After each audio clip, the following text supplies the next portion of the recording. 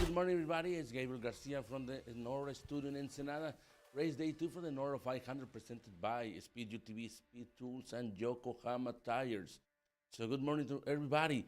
Right now, the racing starts this morning in San Felipe in front of El Cortez Place. So the safari class starts 7 o'clock in the morning. Right now are driving from the highway between San Felipe and San Matias after passing from one little rough section near to El Dorado Ranch. But for the first group with the trophy trucks, start 8 o'clock in the morning. And the second group is going to start 10 o'clock in the morning.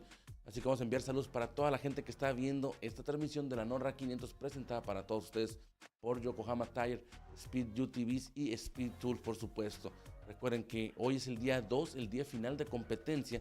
Arrancaron a las 7 de la mañana la clase Safari, lo que son los vehículos todoterreno, pero que van más como un tipo paseo por varias partes de la ruta. Ahorita van por carretera la mayoría de las unidades, pasando lo que es el Chinero, y van a dirigirse hacia lo que es el Valle de la Trinidad por carretera. Pero en el caso del grupo 1, donde van los Trophy Trucks, arrancaron a las 8 de la mañana y el primer vehículo, que es Craig McCarthy de Nueva Zelanda, ya está pasando por la zona del Parque Eólico de San Matías. En unos momentos más vamos a tener un poco de imágenes de esas acciones. Y en segundo lugar viene Dave Mason Jr. Recuerden, Craig McCarthy ganó ayer el día 1 en forma absoluta. Y luego viene en tercer lugar Danny Brown, y luego viene Bill Semak, y luego viene Connor McNeil, el jovencito de 15 años que está uniendo fuerzas con su señor padre Jason McNeil en ese Trophy Truck Tisco, Trophy Truck Spec.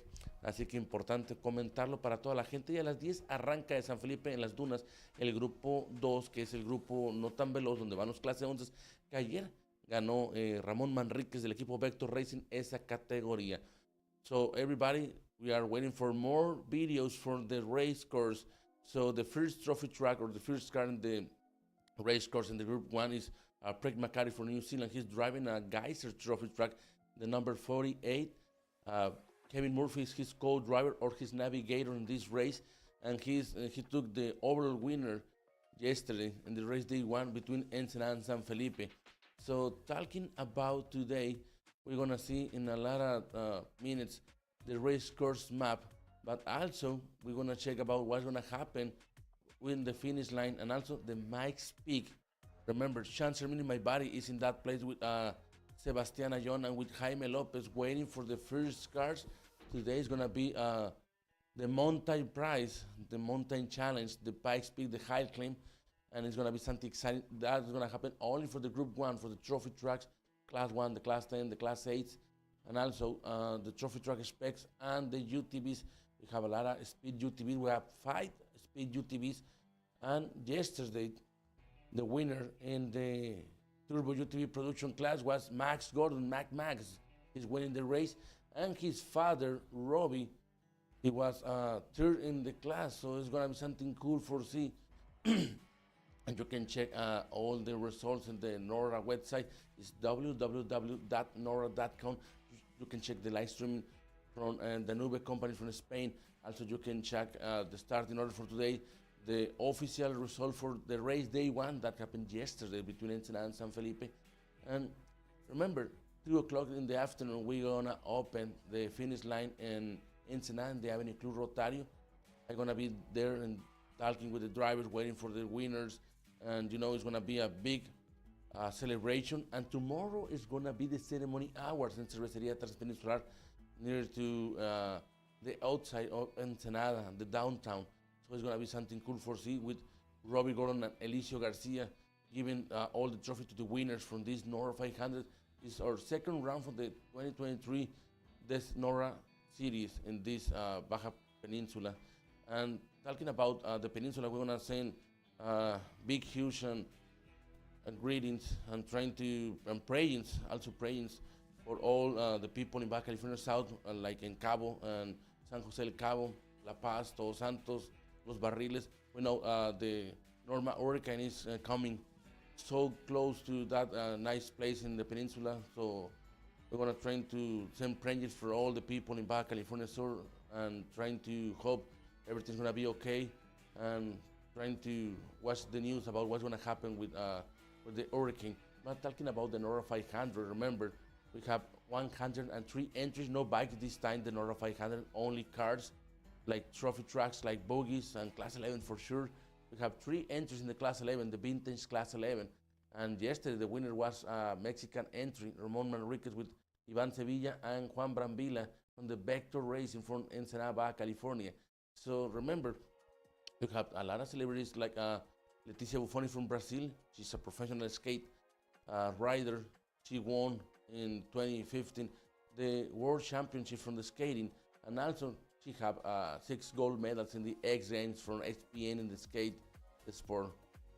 First time for her, so we're gonna check about what's gonna happen with the nascent track for the Yokohama tire, and we're gonna go to a commercial.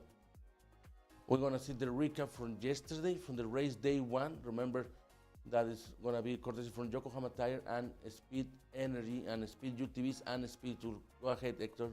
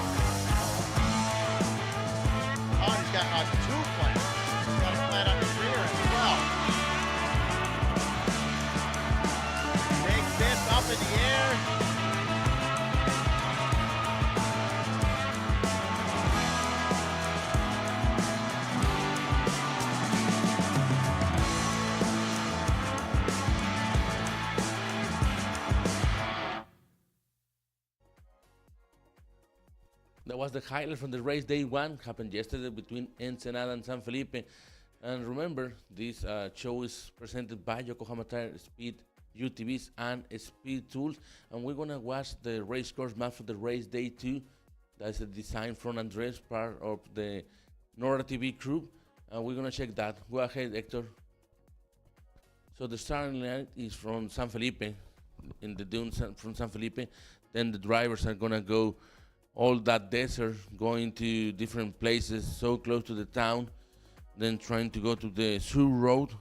Then, like you see, it's gonna be something like we see in the past with the San Felipe 250 from Score International. And it's gonna be a nice start for the race this morning for all the classes. Remember, the Group 2 start 10 o'clock in the morning, and then going to Cuevitas Road, then going all the way to Diablos Dry Lake. It's gonna be something cool for see that place. It's gonna be a high-speed terrain in some parts, then a lot of seal. Then going that corner, trying to be in that mountains, driving, with the trophy trucks and all the cars. Well, not the safari class, just the Group 2. And then it's gonna go the Mike Speed Hill Clean Challenge and the Mike Sky Ranch. In that place is gonna be my buddy Chancer Mini making interviews and talking about who's gonna be the winner from the Mike's Peak. And then going to Leandro Valle, going to Valley T, then trying to go to the highway to Valley T. That is the Mike Sky Ranch. So it's one iconic place from the Baja Peninsula, also from the Baja 1000, the Norra Mexican 1000, Norra 500 this time. And then the cars and all the racers are gonna go down to Leandro Valle, near to Valley T, going to the town. It's a nice place for eat tacos, delicious tacos in that place, Valley T. Then going from the mountains, trying to go down, trying to move to the highway, like we see in that place. That is Valley T, or Lázaro Cárdenas in Spanish. Then going to the highway, then going to Las Minitas Road, the access road. That's race day 2. That's going to happen today for all the racers in the Group 1. And then going to Jamao, Ejido Héroes de la Independencia. So then is going to Ojos Negros. That's going to be another nice point for see the race, all the actions. We know too much, a lot of spectators are going to be there today trying to wait for the car. Remember, it's a weekend, it's open, and Ojos Negros, another iconic place for the Baja races for over 50 years.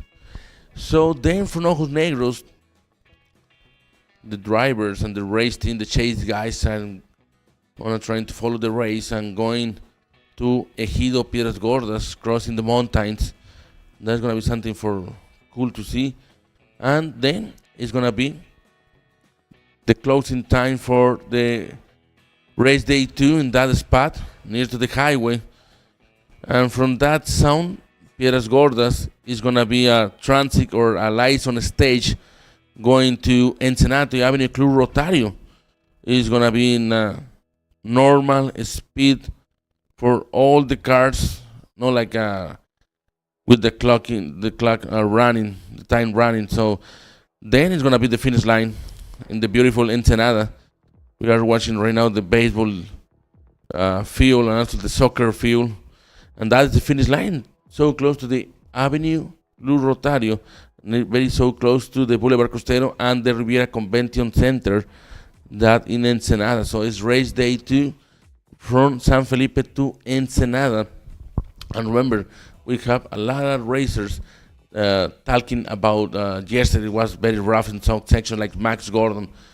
He lost like 3 belts in his UTV, speed UTV car, and he finished second in his class. So he's going to try to win today. He's going to try to push hard, like his father, Robbie Flash Gordon, trying to win the Mike's Peak and then trying to win the race day 2 for trying to take the win in the boat day for the Norra 500. So it's going to be something exciting for see.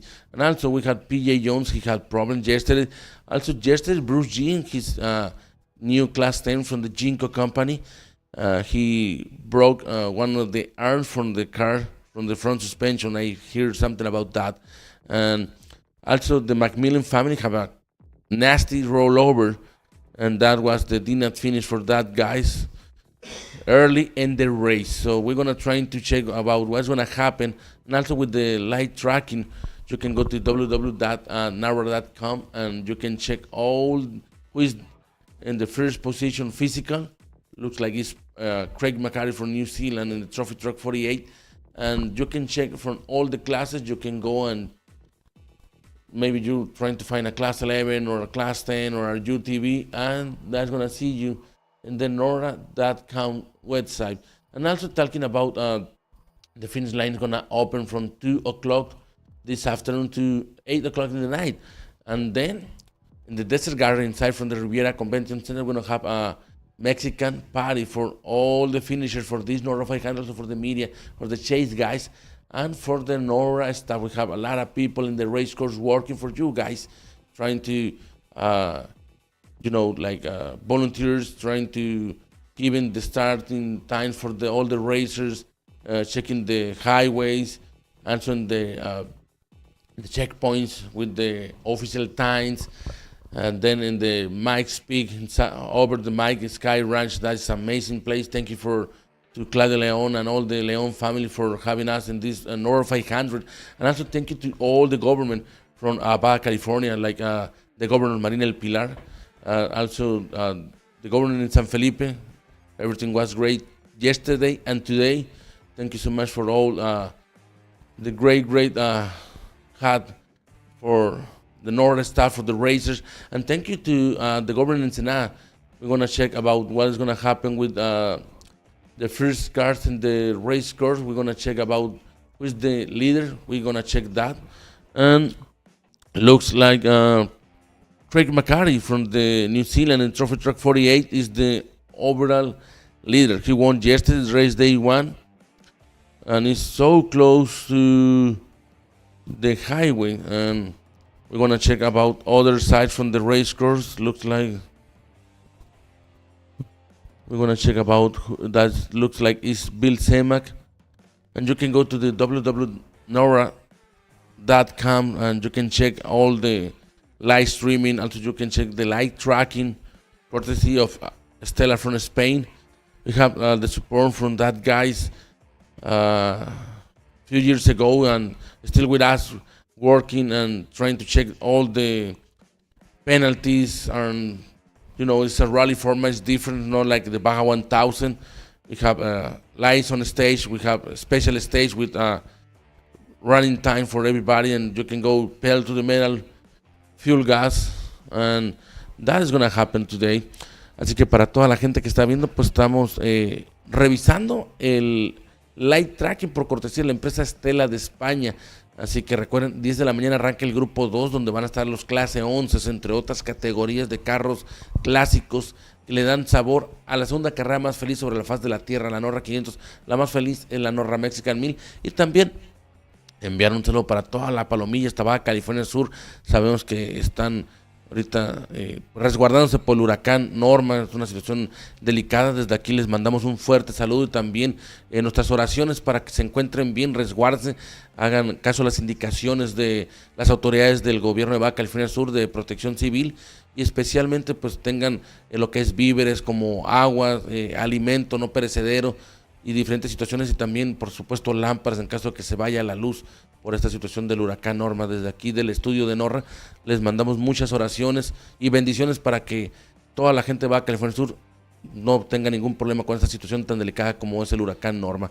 Y pues vamos a checar los primeros vehículos en el Parque Eólico de San Matías, así que estamos esperando el primer Trophy Truck, parece que es Craig McCarty, primer UTV.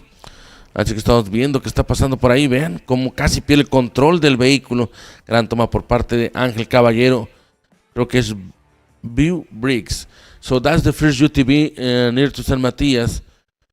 to the energy station. So it's so close to the highway. That place is an iconic scenario from the Baja Desert races in different cities like Score International, also Norra, Code, Record. And we're gonna wait for the next car. It's gonna be maybe that UTV. We're gonna check who is next in the race course. And talking about the speed UTV cars, we have 5 entries. The leader is, of course, Robbie Flash Gordon, and then his son Max Gordon. And today is gonna be something exciting for trying to see. We see the second car coming in that place. Looks like it's Thomas Purcell. And also you can check out the pictures and the Norra social media, Facebook or Instagram from the race day 1, and we're gonna have more pictures and more video in the next few days.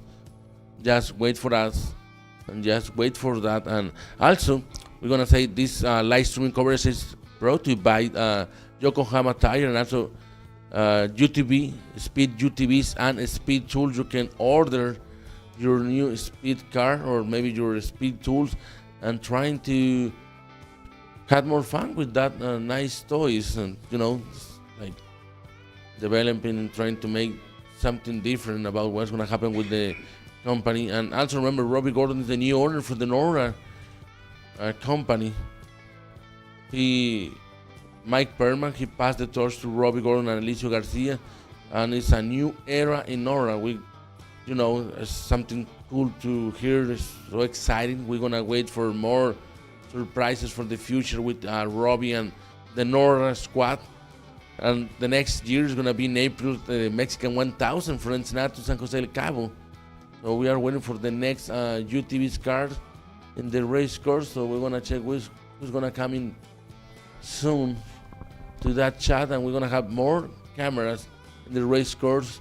So close to the Mike Sky Ranch. Remember, my name is Gabriel Garcia, and this is Norra TV. Presented the Norra 500. Race day 2 is happening today between San Felipe and Ensenada. And then in the afternoon, we're going to be in the finish line. And my buddy Chancer Mini, he's going to be in the Mike Sky Ranch. So we're going to check about who's going to be the next car in the race course. A lot of dust in the back, so it's going to be something exciting for us. Así que estamos esperando el siguiente vehículo de la categoría UTV aquí en la zona del Parque Eólico de San Matías. Así que para toda la afición que está al pendiente de la cobertura, recuerden, 2 de la tarde se abre la meta aquí en la avenida Club Rotario en Ensenada. Pueden acudir, va a ser evento abierto al público en general. Van a poder comprar souvenir, van a poder tomarse fotos con los ganadores oficiales de la carrera.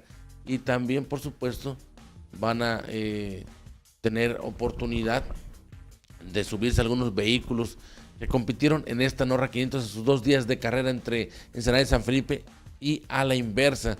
Así que hoy van a subir al Rancho Mike's el grupo 1 de vehículos que son los más rápidos. Va a ser interesante, ese va a ser un reto muy importante, mucha navegación y sobre todo ver si alguien puede ser el rey de la montaña el día de hoy en el Mike Sky Ranch por cortesía de la familia León. Estamos esperando a los siguientes vehículos y también tenemos una imagen en unos momentos más de otra zona de la ruta para que puedan ver dónde van a arrancar los vehículos. El desafío del Rancho Mike's, eso se puede comer unos deliciosos burritos. Así que les habla Gabriel García y esto es Norra 500 en Norra TV.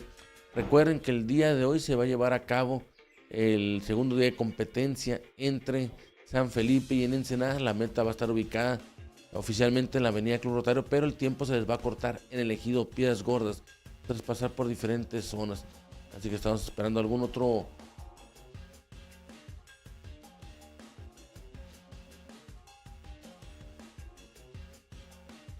váyanse con tiempo.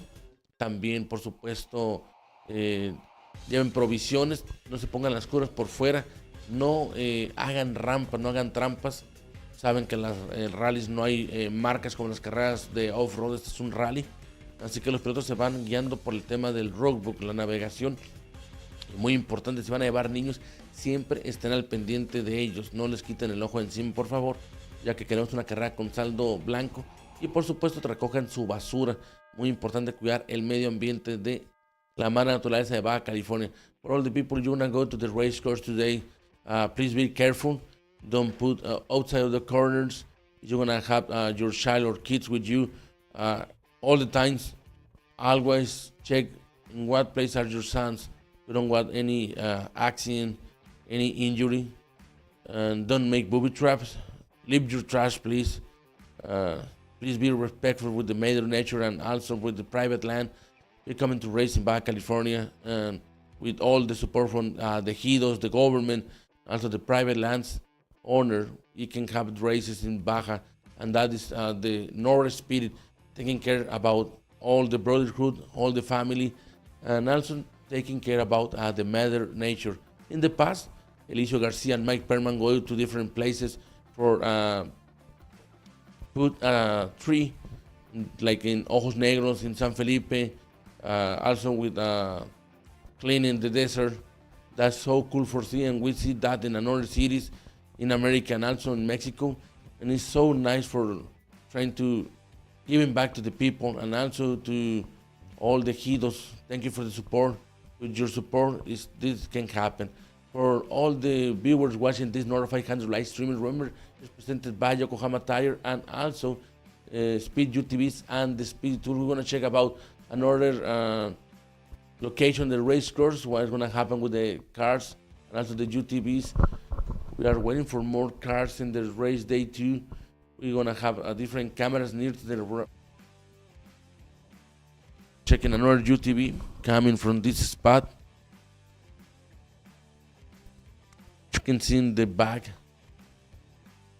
You can see in the back from that chat the energy powers, the power lines is something cool for see. That is so close from San Matias and the highway, and we are waiting for more cars.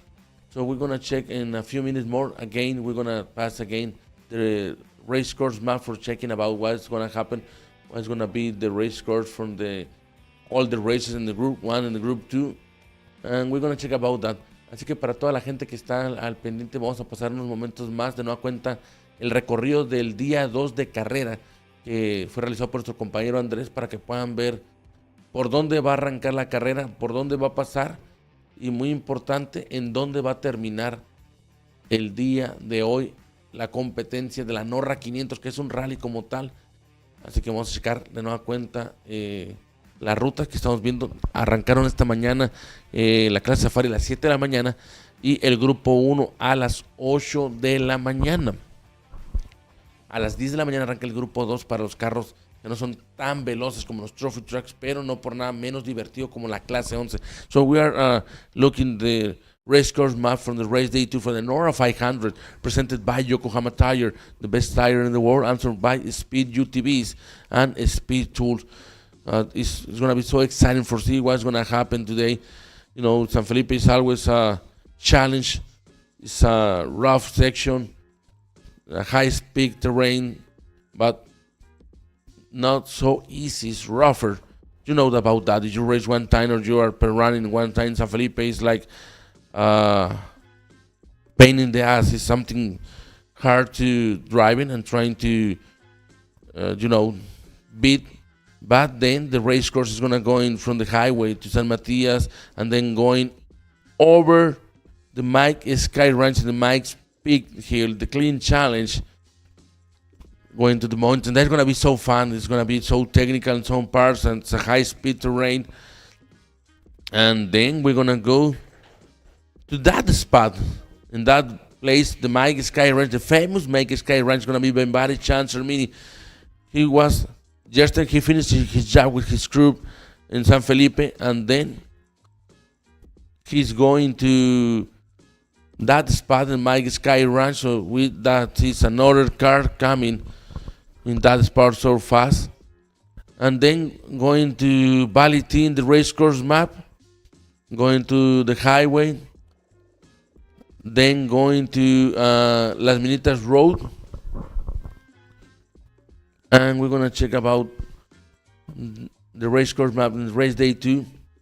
After passing for the Mike Sky Ranch, he's gonna going down to Valley T. In that place, it's gonna be so cool for T. And we see another cars, a Class 7. That track is bred by Rhys Millen. He's racing with us in the Norrra 500, and he's a stunt driver from different Hollywood movies like Fast to the Furious saga. So we are watching more cars coming so close from each other, and that is Max Gordon trying to win this race day too. He's fast, he's younger, he's aggressive. He learned a lot of things about his great father, Bob Gordon. He passed away a few years ago, and his father, Robbie Flash Gordon. He's gonna come I think less or 10 minutes from that spot, Robbie Gordon. So we're gonna wait for him in the Speed UTV. So the first Speed UTV car is passing from San Matias from the energy power lines. We are waiting for the next car, and you can see another. That is Rhys Millen. We're talking about that. We're talking about him. He have yesterday looks like a problem in his car, but today he's gonna trying to push hard from trying to win the race and trying to beat everybody in the Mike Sky Ranch. That's gonna be the Mike's Peak, the High Clyde Challenge,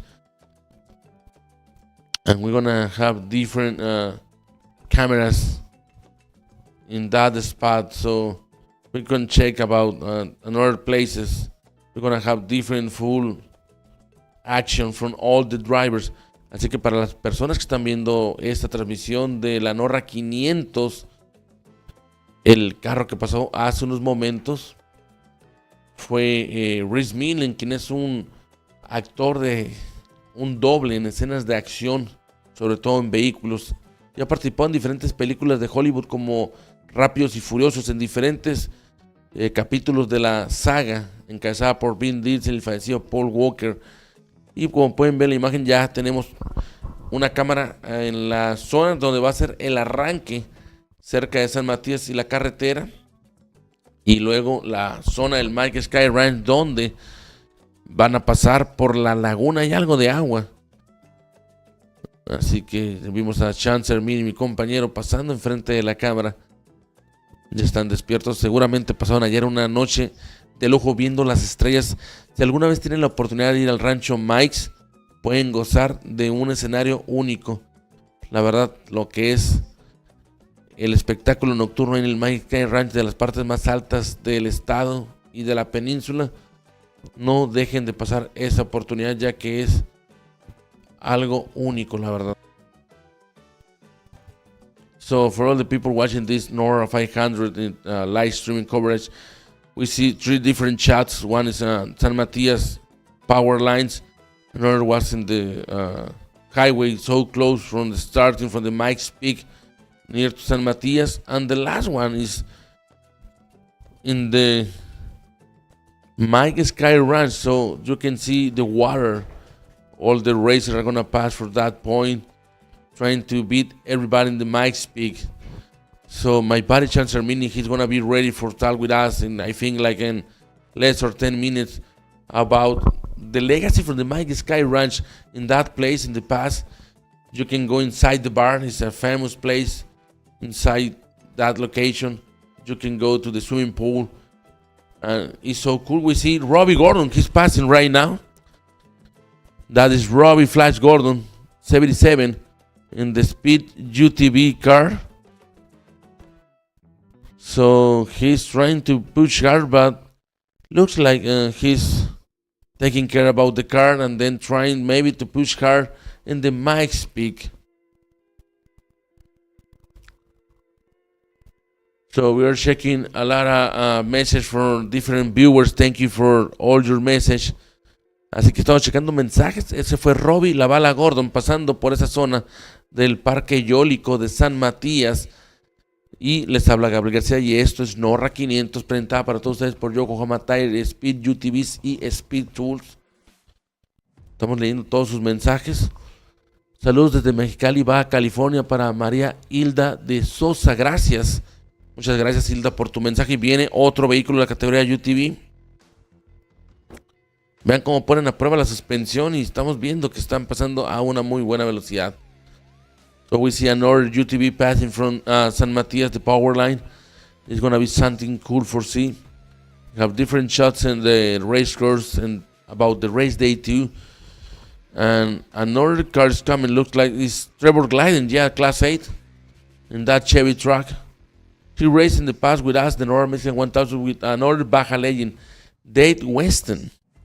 He won a lot of times the Baja 1000 in Class 8, and he's racing this time with us. Another car is coming. We want to check who is going to be that car. A great shot for Angel Caballero, my buddy. So another car is coming. Looks like it's a trophy truck with the other way racing with Armando Bravo. It's a Mexican entry with his son Alan Bravo, and another car is coming. I think it's Matt Diorio in the Class 1 Jinko. So we're gonna try to check about what's gonna happen with Hector. We're gonna check the video. Something happened. So sorry about that. Una pequeña disculpa por esta situación, pero ya regresa la toma. Así que los vehículos siguen pasando dentro de la ruta de San Matías, los UTVs. Y también muy importante, de indicarles que la meta se abre hoy en Ensenada, en la avenida Club Rotario, a las 2 de la tarde y cierra a las 8 de la noche. Pueden ir con toda su familia. Va a ser evento abierto al público en general. Va a haber venta de souvenirs. También seguramente muchos equipos van a estar regalando camisetas, gorras, calcomanías. Y se van a poder tomar fotografías con las diferentes figuras, los ganadores de la carrera y también con celebridades que van a estar diciendo presente. Esperemos que todos puedan llegar a la meta, como Robbie Gordon, como PJ Jones, como Reese Millen, como la brasileña Leticia Buffoni, que ha cautivado a muchos aficionados del skate park y de las carreras fuera de camino en esta Norra 500, y está participando en una camioneta patrocinada por Yokohama Tires de la marca Nissan. Es un modelo Frontier, junto con otra celebridad que es Chris Forber, piloto campeón de la Fórmula Drifting en los Estados Unidos. Así que ese equipo va a intentar llevarse la victoria en su categoría, que es la clase 7100.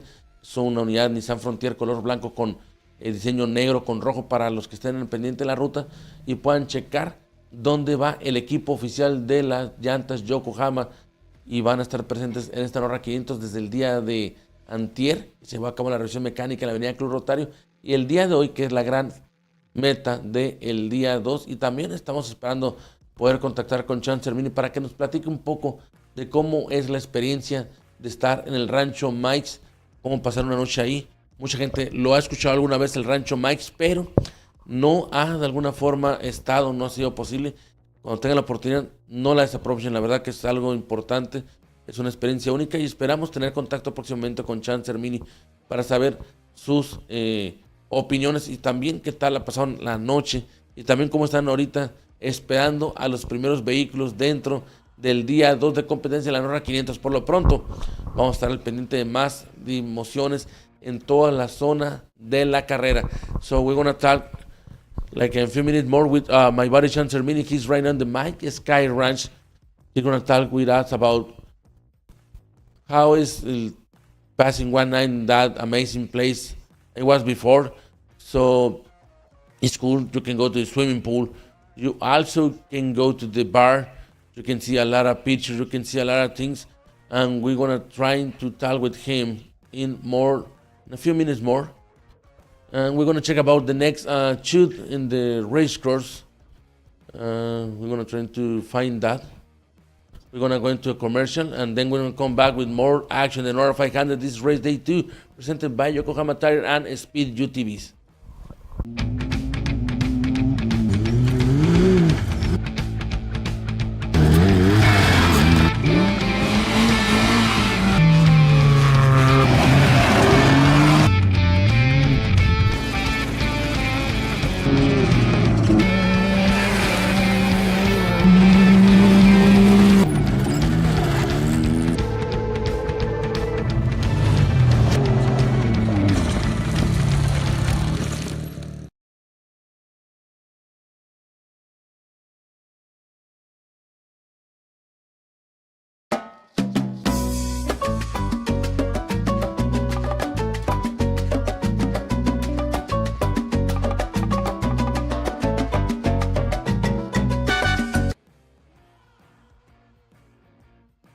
That is Cameron Ornelas passing from the same place from San Matias, the power lines. More cars coming, so I hope the weather is not too much hot today in San Felipe. Right now, Ensenada is sunny, but you can see a lot of fog near to the downtown, and it's gonna have something cool for see. We're gonna check. Gracias, Javier Quintero. Saludos al buen Gabriel García y a Norra por excelente cobertura desde La Joya, California. Gracias, Javier. Un saludo para ti, para toda tu familia. Horacio Gallego, saludos Gabriel Vinote, buena carrera desde casa. Gracias, Horacio, un saludo para toda tu familia. Muchas gracias a toda la gente que está al pendiente de la transmisión. Estamos viendo a Gilberto Rodríguez de Tijuana, Baja California. Está pasando por la zona de San Matías y ya llegó también a lo que es el arranque del Mike's Peak, Craig McCarthy, el primer vehículo. Así que estamos viendo otro UTV que está pasando por esa zona. Samuel Huesca también, piloto de Mexicali, junto con Gustavo Piñuelas Jr. Así que ya está Craig McCarthy esperando el arranque en tiempo para el Mike's Peak. Va a ser el primer vehículo en esa zona. Así que importante esta situación por parte. Estamos viendo a Craig McCarthy, gran toma por parte del Gran Tomatón. Trophy Track número 48. Así que vamos a poner esa imagen para que la puedan ver para todos ustedes. Importante lo que está sucediendo. También estamos viendo, vamos a ir con nuestro compañero Sean Cermini hasta el rancho Mike's. And we are watching Craig McCarthy. So we're going to talk about with our buddy Sean Cermini. He's almost ready in the Mike Sky Ranch for talk with us about the legacy for the Mike Sky Ranch. And also he's right now in the water place. So we're going to talk with Sean in a few minutes more. That's Craig McCarthy. He's going to be the first track in the Mike's Peak. Trophy Track 48. We see the Norrra officials waiting for the cars. Looks like Craig, he's going to give him the green flag. And the starting time for him, remember, this is a rally format. So he going over the highway between San Matias and that spot. The time is start for that point. It's not a running time for him in the highway. And then in the back we see like looks like Bill Simak. The Norrra officials are checking about if we don't have any cars in the race course. So we're gonna talk early. We're gonna talk before with our buddy Sean Cermini. And that is a green flag from Craig McCarthy for New Zealand. Craig McCarthy arrancando el primer carro en el Mike's Peak. Vean esa zona a máxima velocidad. Seguramente cerca de 110 millas el carro. Una recta, los que conocen ese camino, muy recorrido por muchas motocicletas en los tours, en los carros de diferentes compañías que realizan tours en Baja California como Y Open, entre otras. Pues conocen esa zona. Y estamos viendo aquí otro vehículo que está pasando en clase 1. Ayer tuvo problemas esta unidad. Se quedó ahí cerca de nuestro compañero Hugo Ayón. Y pues vamos a esperar qué sucede en la zona del Mike Sky Ranch con el Mike's Peak. Ya salió el primer vehículo. Recuerden que es conocer quién es el ganador de la montaña, quién hace el menor tiempo de ese punto hacia la montaña. Y estamos listos para platicar con nuestro compañero Sean Cermini. We want to talk with our buddy Sean Cermini in the Mike Sky Ranch. Go ahead, Sean. Good morning, my man. We are waiting for him.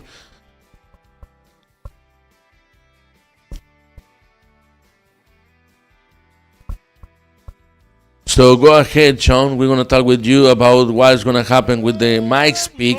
You are waiting for the first cars. 500. Beautiful day here at Mike's Sky Rancho. And I'll tell you, day one yesterday, a lot of excitement. Starting in Ensenada, going down to San Felipe, finishing on the beach. Was it a great idea? I don't know, but we had a lot of fun. It was absolutely great. Today, as you know, The cars have already started off in San Felipe, making their way back to Ensenada for the last and final day of racing for the 2023 Yokohama Norrra 500. But folks, I'm Sean Sermon, and I'm up here hanging out at Mike's Sky Ranch. We got to spend the night. No, I'm not taking a bath. I'm just getting excited for what's about to happen here in a little bit. From what I hear, the Greg McCarthy team, it's an international team, I believe New Zealand and the United States, they are already on Mike's Road. Now, I say Mike's Road, we'll call it his driveway, if you will. It's about 23.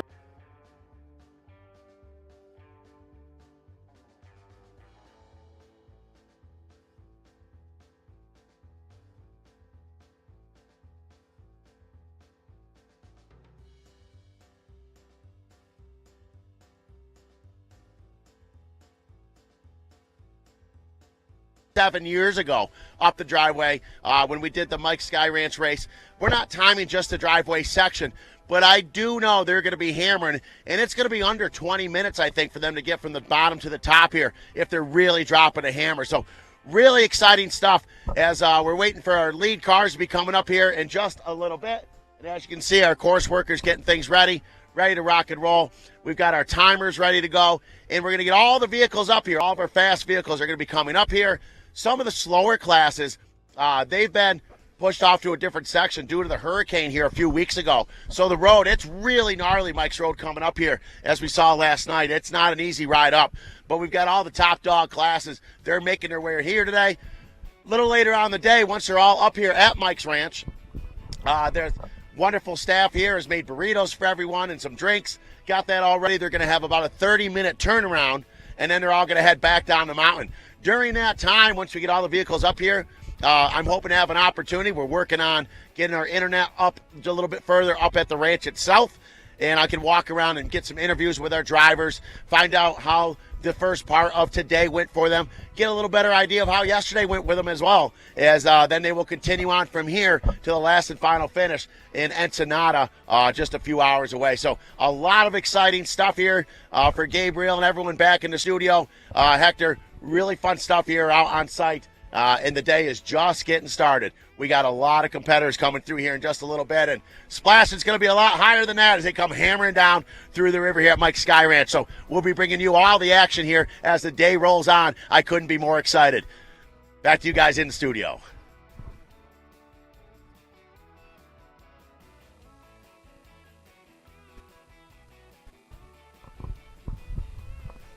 Sweet.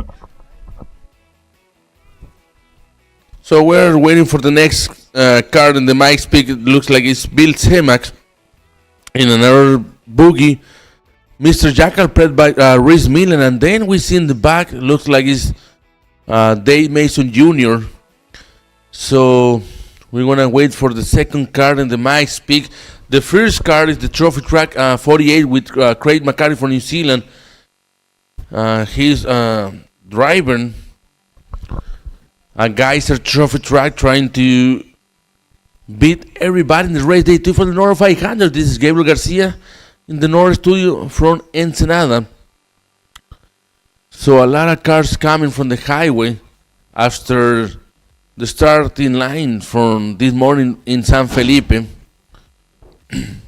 And we see a lot of Norrra officials. Así que estamos otra vez en la zona del arranque del Mike's Peak, muy cerca de San Matías. Los diferentes vehículos están esperando su tiempo de arranque y ya Craig McCarthy está subiendo la montaña. Recuerden que en la parte de arriba va a estar mi compañero Sean Sermini, con el que tuve la oportunidad de platicar hace unos momentos, que nos está dando sus impresiones en lo que es este evento tan especial de rally, que hoy va a concluir en la avenida Club Rotario a partir de las 2 de la tarde, finalizando a las 8 de la noche en Ensenada. Recuerden que es un evento abierto al público en general, pueden ir, es totalmente gratuito, pueden comprar souvenirs, se pueden tomar fotografías con sus pilotos favoritos y con todas las celebridades presentes. Tenemos a Robbie Gordon, que anteriormente corría en la serie NASCAR y la serie IndyCar, le tocó competir contra Adrián Fernández, contra Michel Jordan Jr., Alex Zanardi de Italia. También aparece PJ Jones, que también corrió con él en la serie IndyCar para el equipo Toyota. Estamos viendo otro UTV que está pasando por la zona de San Matías, en el parque eólico, pueden ver los abanicos. Y también muy importante, esperando por el primer vehículo en diferentes zonas cercanas al Mike Sky Ranch. Y otra celebridad presente es la brasileña Leticia Buffoni, campeona mundial en el 2015 de patinaje. 6 veces ha ganado la medalla de oro en los X Games de ESPN y se está robando el corazón de muchos aficionados mexicanos en su primera participación dentro de las competencias fuera de camino o el rally aquí en México. Así que estamos viendo al primer vehículo en otra zona, Craig McCarthy, en el Trophy Track 48. Estamos esperando gran toma por parte de nuestro compañero Hugo Ayón. Así que estamos viendo ahí al piloto de Nueva Zelanda. Vamos a esperar que tome esa curva también dentro de la zona cercana al Mike Sky Ranch. Y ahí estamos viendo, vean cómo está poniendo a trabajar la suspensión, es una muy técnica.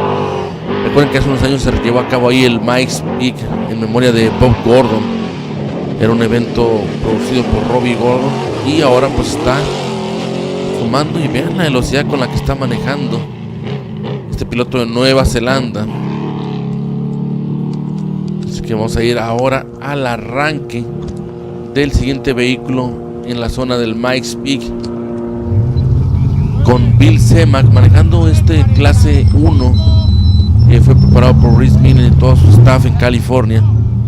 Estas unidades conocidas como los señores Chacales o el Mr. Jackal, andan varios de ellos corriendo sus buggies. Son UTVs modificados, así que ya como tal ya no pueden ser considerados como UTVs, sino son como mini clases 1.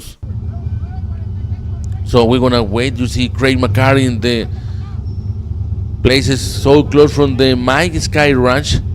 So Craig McCarthy is trying to beat everybody in the Pikes Peak. It's the high climbing from the Mike Sky Ranch. Is different sections, technical highways in the dirt, and that's Bill Seaman.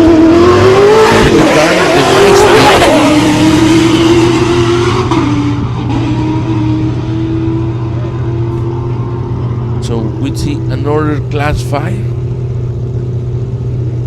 driving in the San Matias place, and you can see it's in not too much fast section for him. And we're gonna check about who is gonna be the next driver. Connor McLean is actually for the 2023 Scores and Championship Series in the Score Trophy Track Spec class. So Connor is racing for first time with us in the Norra format. That includes the Norra Mexican 1000.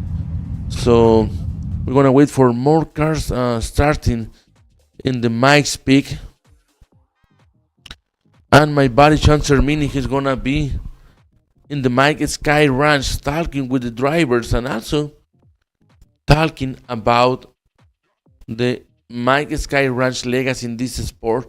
A lot of Baja legends in the past go to the Mike Sky Ranch, like Ivan Stewart when he raced for the Toyota Racing Team with PPI and Carl Wells. Also, Walker Evans, for sure. Parnelli Jones, the overall winner for the Baja 1000 in the 70s, and also the winner of the Indianapolis 500. He's the only racer in the world who wins the overall in the Baja 1000 and also winning the Indianapolis, the Indy 500. That is so great, but it's a light legend, it's a Baja legend. He's very famous in all the entire world, and he was in the Mike Sky Ranch. Also, we see the second car, Dave Mason Jr., class 1 from eBay. Nice shot in that place. Estamos viendo a Dave Mason Jr., segundo carro en la ruta. Gran toma por parte de nuestro compañero Hugo Ayón. Vamos a regresar al arranque del Mike's Peak después de que hay bastante polvo en la pista. Así que Dave Mason Jr., el segundo carro en dirigirse hacia el rancho Mike's. Estamos esperando que arranque Tony Murray en este Trophy Track Spec Geyser. Recuerden que ahí empieza a correr el tiempo nueva cuenta, es una etapa especial ya cronometrada, y en las cuestiones de pavimento, carreteras, es donde no va corriendo el tiempo, ya está arrancando todo el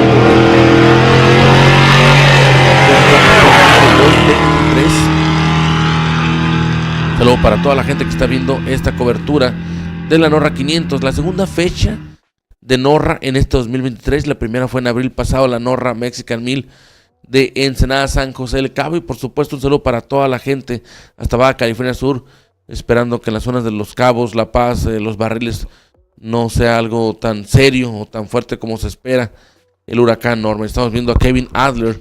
This is Kevin Adler driving his Chevy Pre-Runner truck.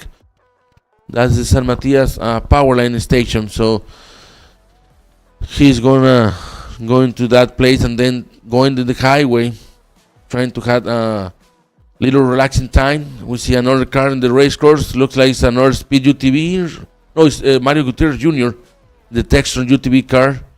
He had problems yesterday in the race day 1, and he's trying to catch the leaders. So we're going to talk soon with our buddy Chancer Mini. We see another UTV.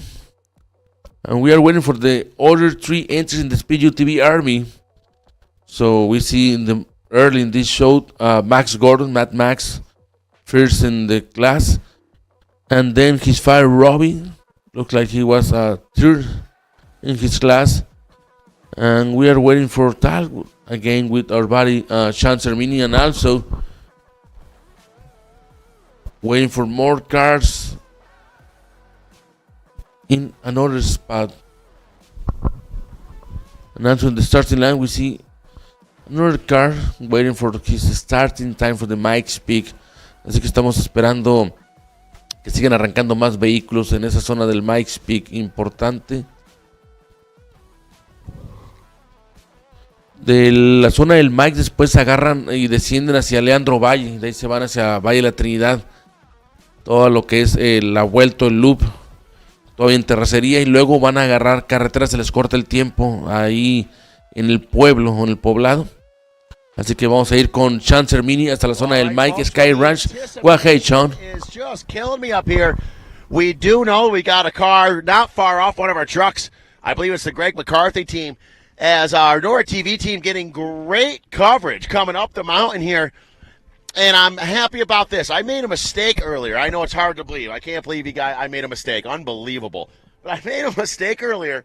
And as we've done in the past, we are timing from the bottom of the driveway, from the bottom of Mike's driveway, up to the top here, just like we did years ago, about 6-7 years ago, with the Mike Sky Ranch race. So they are going to be really hammered. It's a whole separate race inside a race, which has happened in the past, which excites me. The being is just to make a 100-mile race, 1,000-mile race. That's one thing. You got to pace yourself within reason. But then when you go to qualifying, like we did for the first time this year with UTVs, the pace yourself stuff goes out the window. That's not what's happening anymore. It's time to just drop the hammer. So, speaking of dropping a hammer, now we got a race inside of a race. Mike Sky Ranch inside that race, so it's a 2-in-1. It's a twofer special, if you will. And so that's really exciting. So they're going to be flying up here. And as you saw, Ugo and his crew a little farther down the driveway getting some really good coverage. And, of course, Ugo and his crew not getting as good coverage as our crew's getting. But we got some really good stuff here. And so I had to step out of the water. And I tell you, Mike Perlman nailed it right on the head. I wasn't in there just splish-splashing around earlier. I'm so new, I'm just trying to get my feet wet. That's what Mike texts me. So that, you know, so those of you at home watching and around here in Baja and checking everything all out, this is the kind of stuff I got to deal with, man. You know, I'm out here just busting my tail, getting wet in a cold river, and I got El Jefe, Mike Perlman, giving me a hard time by text message, telling me that I'm so new, I'm just getting my feet wet. Thanks a lot, Mike. So we're just having a great time up here, and I'm just listening off in the distance, waiting to hear that first truck thundering up to the top of the mountain here. Once they get up here, they are going to be up here for, I believe, 30-minute break. We do right now have one of our TV tech guys up at the ranch right now working on getting internet. We have our Skylink here down where, and it can only go so far away from the cameras, but we have our Skylink here getting all of our footage. We're trying to log into Mike's Sky Ranch internet as well so that we can double dip and bring you more coverage from up at the ranch. And if we can get that going, and I'm going to make my way up there, we'll show you the action coming through this section. And then I'm going to make my way up to the ranch so we can use those 30 minutes for each competitor to sit up there and have their burritos and their waters and sodas or what have you, and get some interviews on how their day was. So right now the action is it's about to get hot and heavy, and then we're going to cool it right down in this ice-cold river water here in just a little bit with the Greg McCarthy team on the road right now, first on the road, and then we will give you more action on the competitors coming on through. Just taking a quick break from talking solely so I can listen. Hold on 1 second.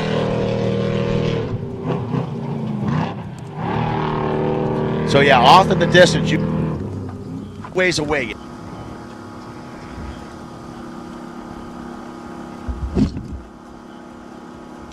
About 6 or 7 years ago, and what an awesome event that was. I was very lucky and proud to be able to be a part of that race. It was our fastest trucks, where we had all kinds of classes. We had from Lyle Tonelli on his 3-wheeler to stadium super trucks, to a Gordini, to trophy trucks, to all different classes and UTVs. We had it all. The fastest vehicles to get up the top.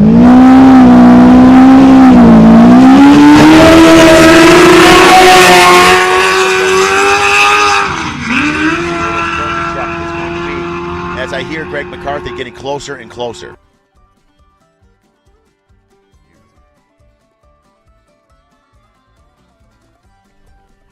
Okay, sorry for the break there. We're just listening in just to hear how close that first truck is. And we have a generator running power behind me, running everything here. And, of course, all of our race vehicles on the other side of the river. So we're just listening in to see how far away it is. But like I was saying, our fastest vehicles up the mountain was about 16 and a half minutes. That was the much lighter stadium super trucks. Then we got into, I believe, the Gordini.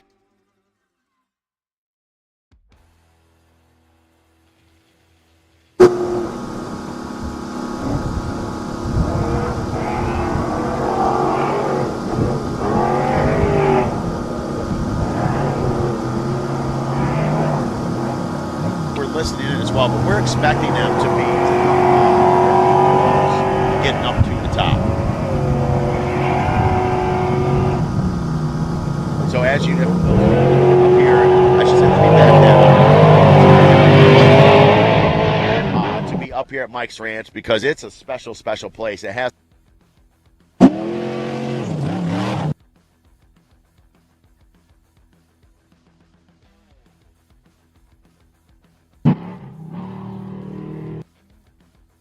listen to that horse.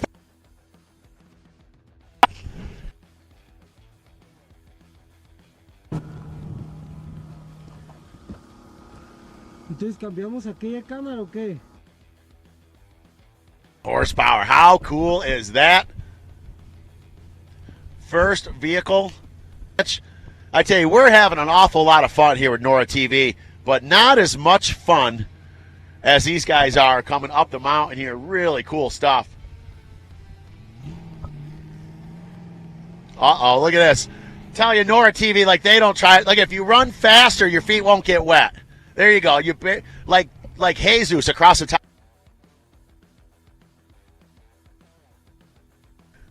So that's one of our newest assistants right there.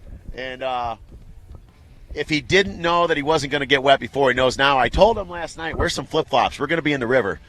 And he wore his Vans.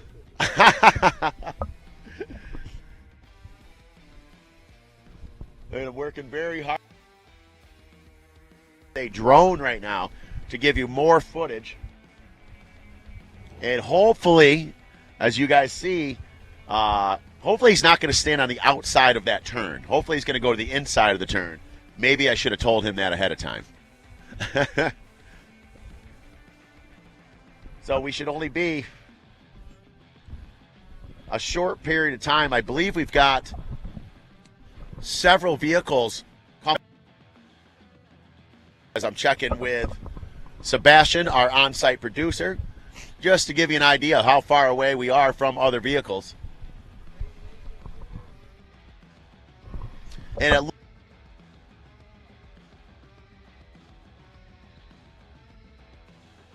about 3 minutes away.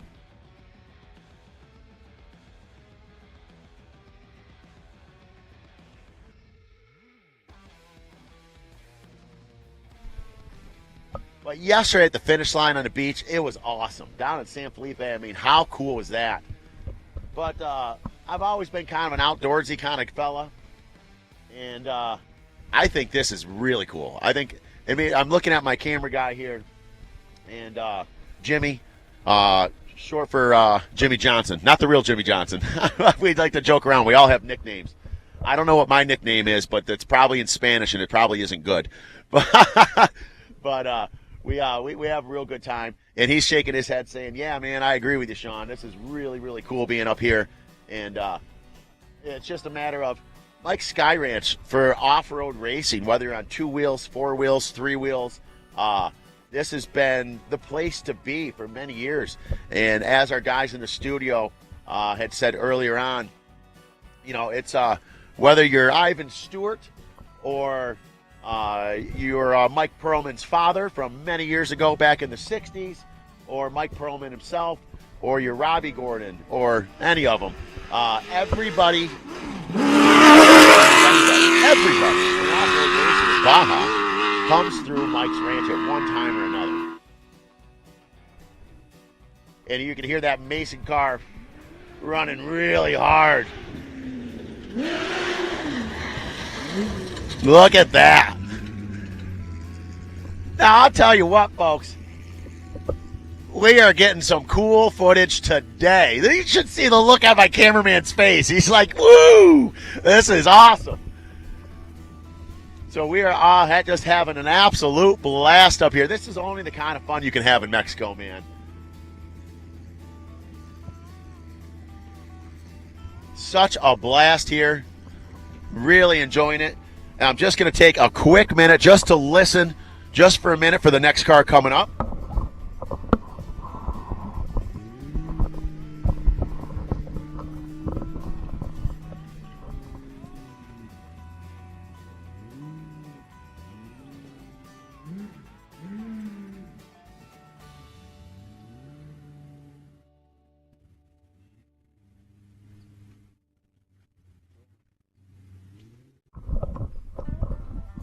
All right, so we're not far off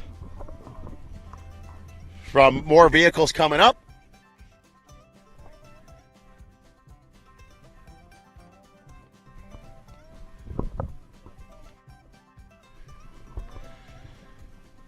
So as far as, in my opinion, I've had a lot of opportunity to go up and down this mountain before. This is a really fun section. And it's gotten far more challenging. It's very tricky now, just because of, well, it's always been tricky. But just as far as the hurricane, there's a couple sections that have changed quite drastically. And not necessarily for the better. And so it's awful lot of fun. When we came up last night, it was very, very dark, long before we even got on the road. And we were not in a race car. We were in Sebastian's truck. And it took us a while to get up here and do it right and do it safely, but an awful lot of fun. Oh. Okay. Bill Simiak. Semick. So Bill Semick, I believe, is the next car coming up. It took me a quick minute. One of the things that I actually kind of enjoy and I get a little bit of a laugh out of is working with the crew as just the way we pronounce things a little bit differently here. So I kind of got to double check. So you may oftentimes hear me, I'm holding the mic down, but you may hear some of these funnier conversations.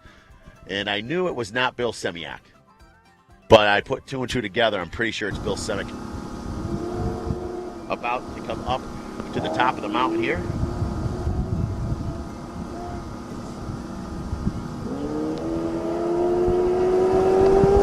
And so we're just listening in for him right now.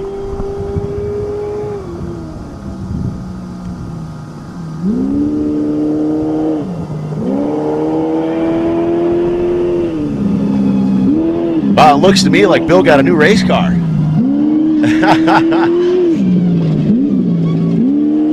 As one of our Norra workers here.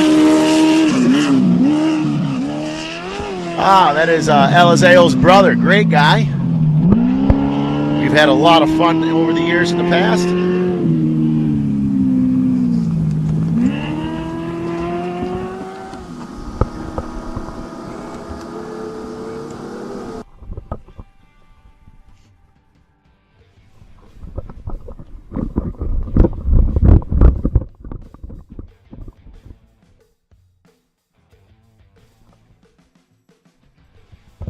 All right, and I can see now off in the distance a little bit behind that Mike's Sky Ranch banner. There is our drone operator just holding the drone in his hands, getting you some additional footage.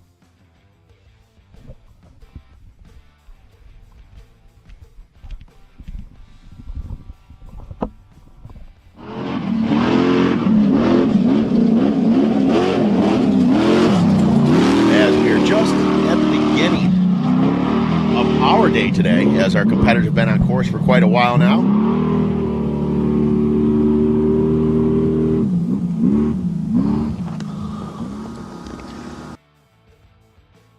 Only a couple of vehicles across the river here up on top of Mike's Sky Ranch.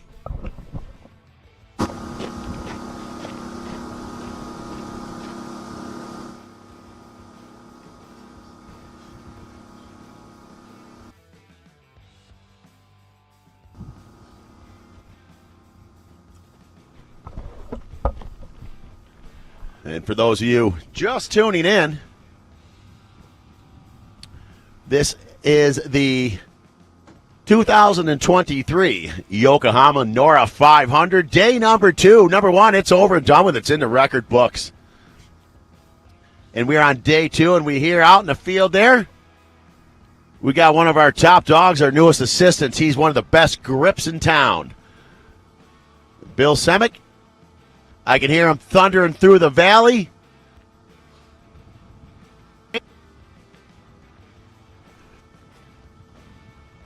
He's coming at him right now. And I'm saying it over the mic and to you, too. Make sure you're in a safe spot there, buddy, on the outside of that turn.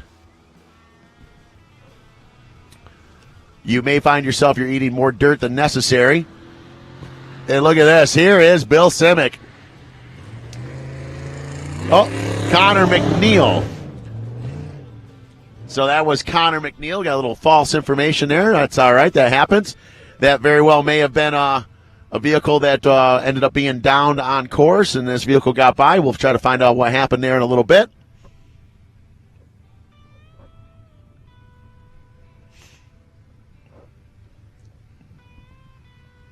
As vehicles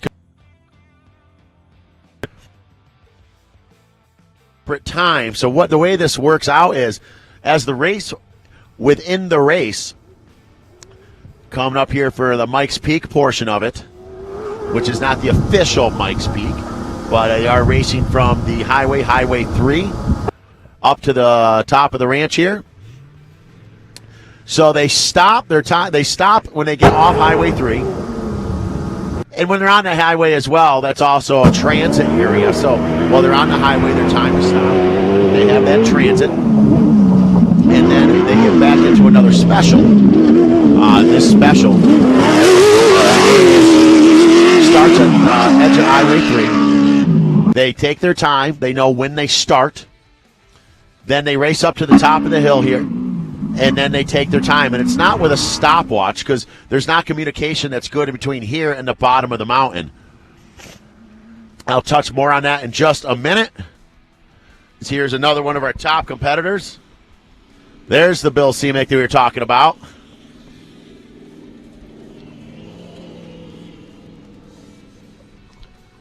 So that's Bill Seamick across the line.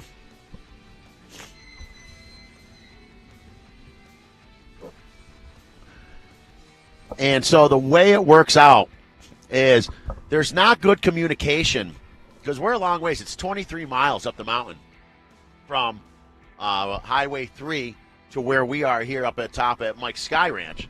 So the way it works is it's the actual time of day is what's written down.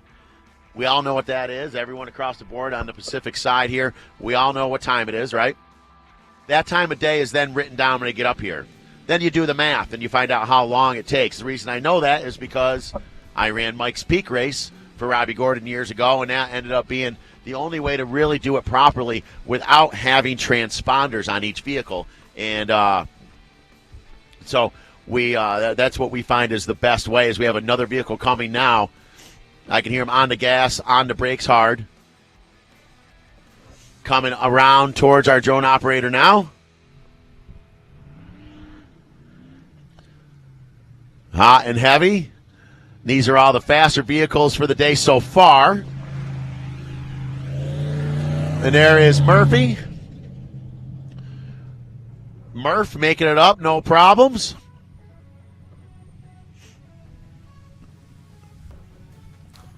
And the river's starting to get a little soupier already, as it's just going to get this river doesn't really have a bottom to it. It's just sand and silt, as you know, because I was out there wading in it earlier today. I was in there last night as well, just because I do weird stuff. And I tell you, there's not much of a bottom to this river. It's real sandy. So as the vehicles continue on today, it's going to get a little softer, especially when it gets busier and busier.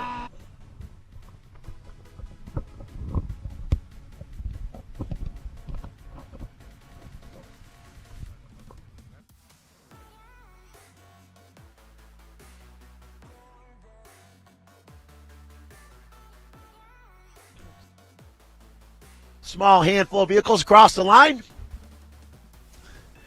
And all in all, we are having a pretty entertaining day up here at Mike's. As our lead cars, now I say our lead cars, this is physically our lead cars. By time, we could have some other cars that are having a much better day.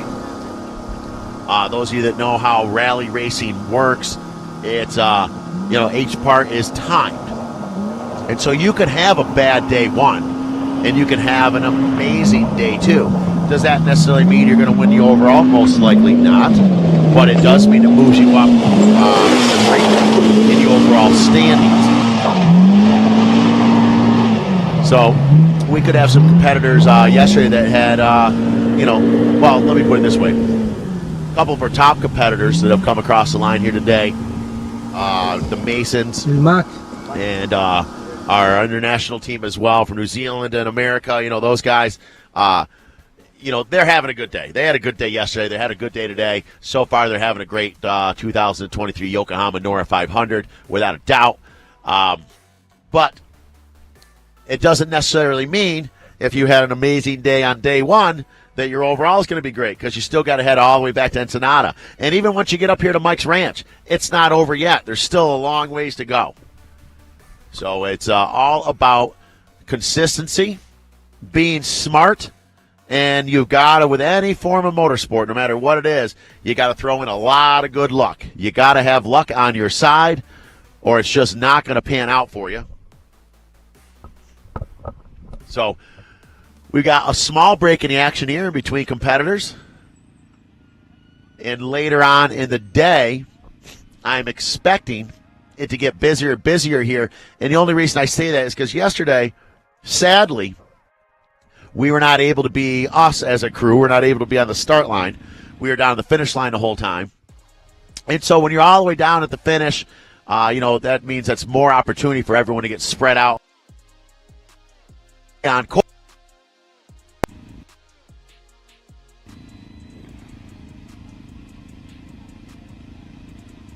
Good. And so once we get going here in a little bit, we should...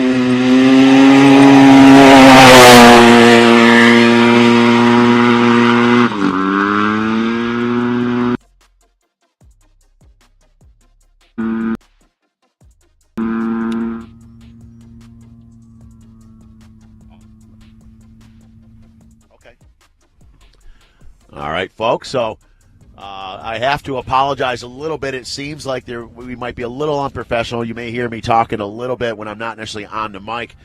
But we've got some old technology that we're using new this year. We've got headsets on, so me and Jimmy and Sebastian and Steve and all of us can all talk to one another, and it helps communicate because we get spread out a little bit in order to bring you the best amount of action that we can on a limited budget. And so sometimes you hear me talking to the team here, and I'm getting information, and the information I was just given that we also have, obviously, a good handful of cars in between top of Mike's beat.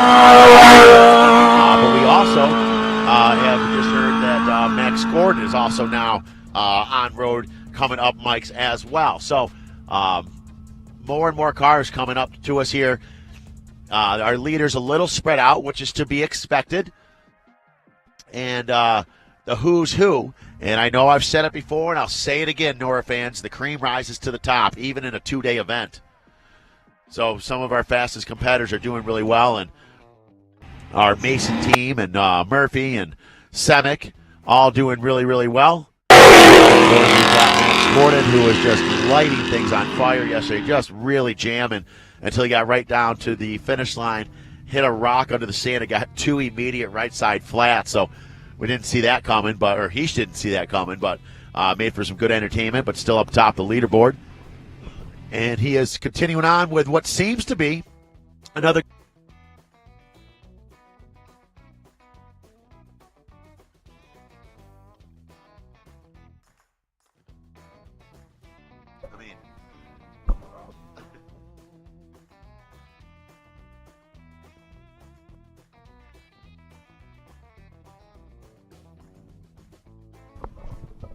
All right, folks, and we hear from our drone operator saying, I hear a car. He is approaching. We'll find out just exactly who that is here in just a little bit. As a little farther down the mountain here, we have Ugo and his team. And then, of course, we have our team up here on the top of the mountain, the number 1 team. As I'm just poking a little bit of fun at the rest of the guys out there having a good time with it.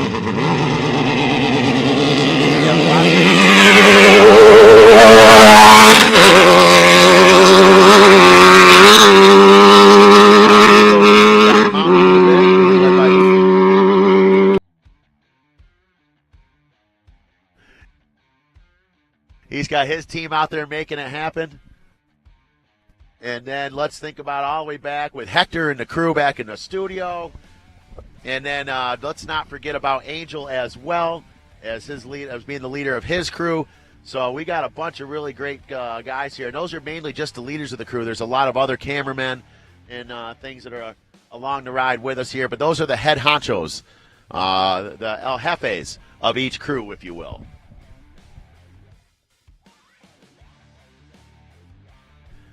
I say El Jefe, and I hear Sebastian giggle in my ear.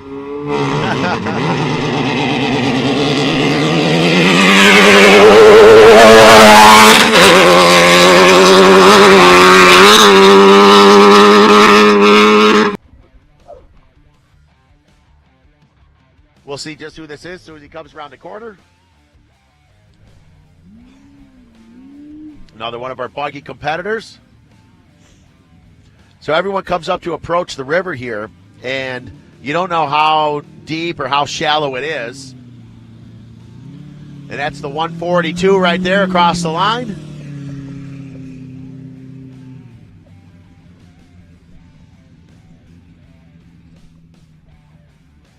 And that is Danny Brown, downtown Danny Brown. So looking very... And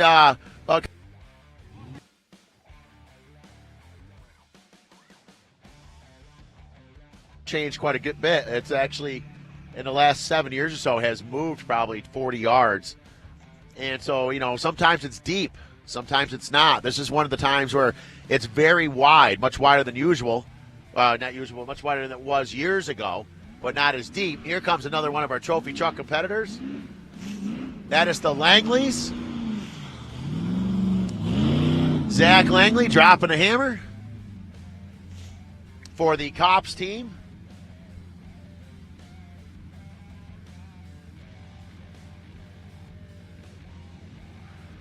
With another one not far behind. No, that might have been another one. Actually, I think that might have been our lead car leaving. Yeah, because they had 30 minutes to be up here. So I would have to imagine that was our lead car taking off now, going back down the backside of the mountain. And I believe brings them down through the Valley T area and out towards Arendara, I believe. Am I right on that, Jimmy? Okay. Yeah, so they'll leave here. Oh, okay, they're taking the GO Trail. Ah, okay. That's different. That is 2 different routes for sure. So they're taking the GO Trail back.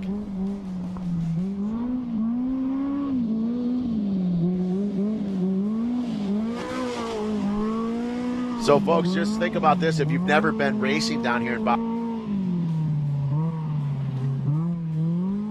GO Trail. Ah, there is no, guys. So that was Gay Smith's car, but I could tell by 2 ways. 1, the way he approached the river, and 2, once he got to us, I saw the helmet, and that was definitely Justin Lofton. Without a doubt, that young man is an absolute animal. Now, Gay Smith, I'm not taking anything away from him, but he's been around a long time. He probably would have slowed down a little bit, looked at the water a little more. Justin Lofton said, I'm just going to keep standing on the loud pedal all the way through. I don't think he even touched the bottom of the river.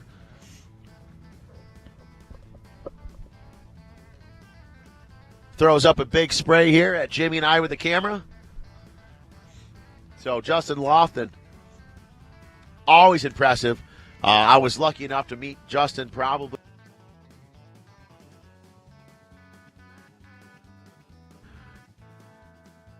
Sheldon Creed and and Matt Brabham and Keegan Kincaid and all the who's who and off-road racing and short course racing and all that. And right off the bat, it was no doubt that Justin Lofton was someone that was serious in any form of race car.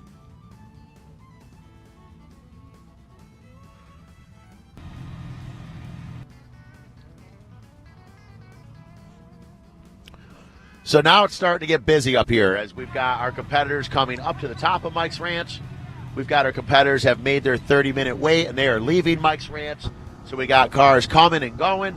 Everyone's coming up here, and what? All right, it looks like I think we got some UTVs coming as well, and I think it might be Thomas Purcell. But I was saying, what other type of off-road you get to come up to Mike's Peak? Wait, that's not the question. And then stop for 30 minutes for a burrito break, which is pretty awesome. And then continue on to do that.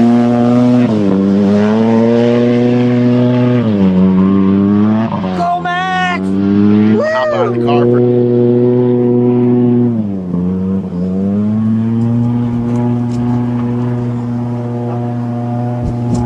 here. They don't have all the drivers. They don't have their teams and their chase crews up here, so it's up to them to go through the car real quick in 30 minutes, make sure things are all right. And without a doubt, the most important thing is doing just that.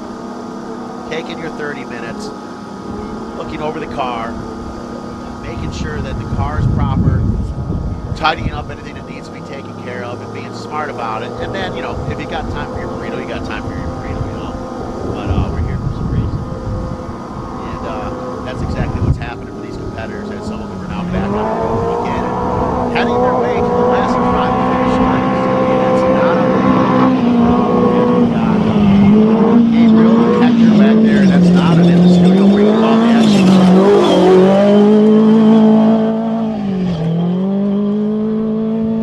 And I could be wrong, but I think the next vehicle may be a UTV. We're going to find out in a minute.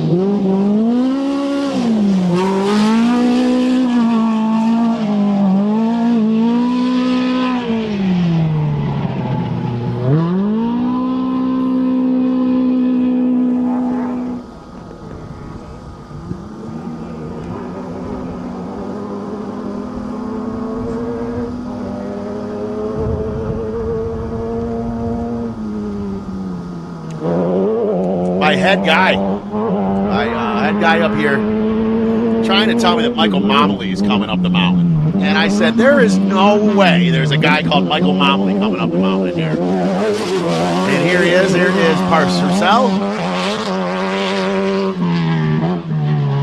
Purcell making it up to the top of the mountain. Thomas always running really well.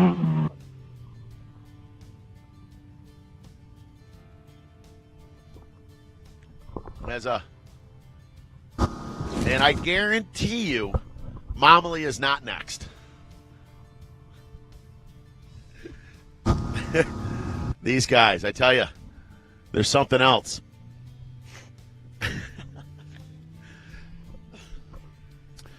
As those of you, if you just tuned in, we are live and in full effect for a great sunny morning, a perfect weather here in Baja.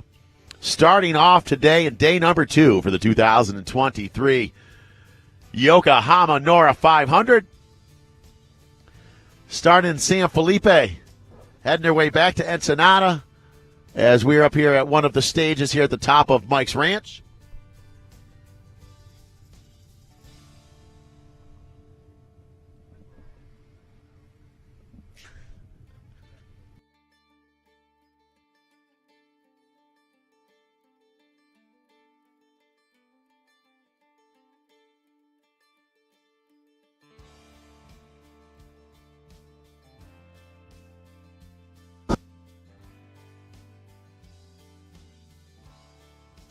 Talked about just a little earlier,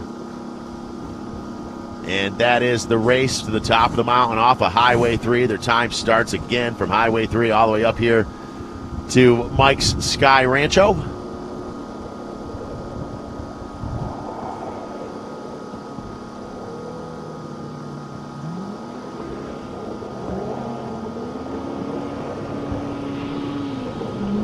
And as I'm listening in my ear, I'm saying to Sebastian, no, it's not Momley. I'm positive. It's not Momley. I'll tell you right now, Sebastian, I'm on the mic, let everyone at home know. I got 10 American dollars that says a Momley is not going to come up that hill today. I will bet you right now. And those of you at home listening in, make it 20.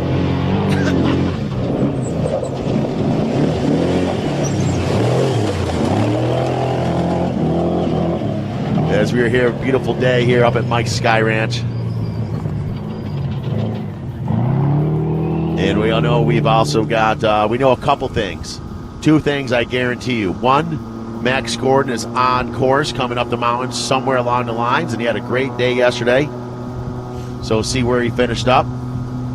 Not going to be the first UTV to the top of Mike's Ranch here, as Thomas Purcell, no surprise, was the first one up here. But the 2 things I know, Max Gordon is on course, and there's no Momley. Those are the 2 things I know. And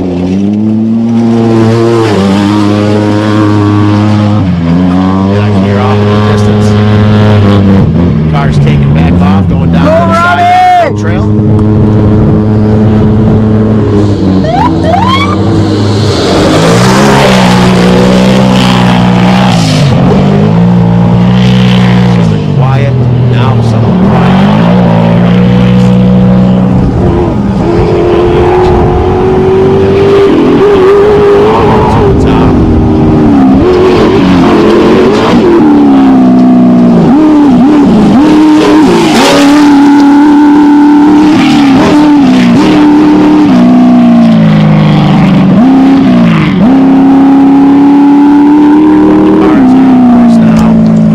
¿Cómo salió?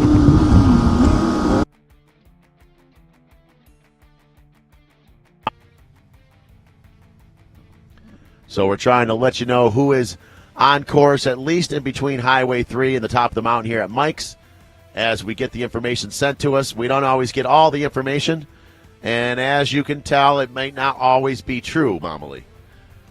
But we give you the best information that we possibly can to keep you as informed as we can as the race rolls on here. And the race is the 2023 Yokohama Norrra 500.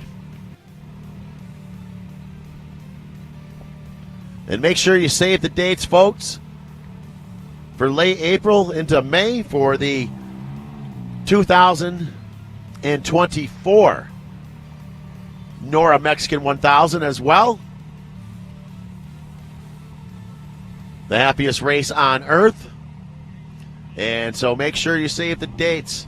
That's going to be the end of April going into May is what they're looking at for dates for that race. If you're at home right now and you have not raced the Norra 1000 and you think you'd like to, well, let's get it together, boys and girls. The dates are going to be late April, early May for the 2024 Norra Mexican 1000, the happiest race on earth. And we also got word that PJ Jones is also making his way up the mountain as well. So we got a lot of heavy hitters have come through and a lot of heavy hitters on the mountain right now. From Max Gordon, Robbie Gordon, PJ Jones, and others.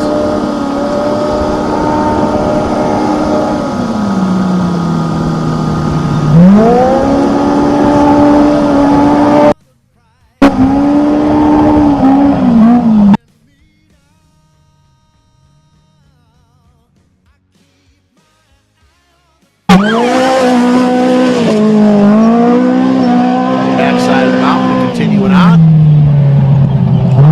So it's getting to be a very busy place up here at Mike's Sky Ranch. And here comes one now thundering at the finish line.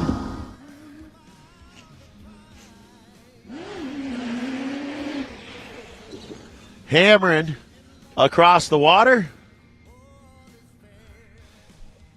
Came through so fast I didn't even get the name to read the name of the car on the side of it.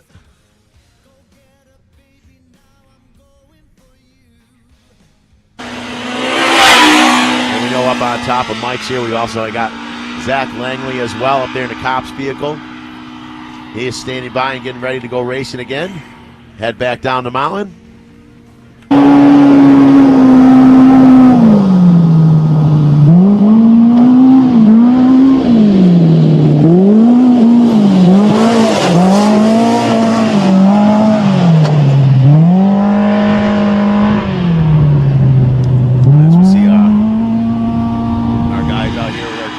Getting the best footage you can coming around the last and final turn up here at the top of Mike's.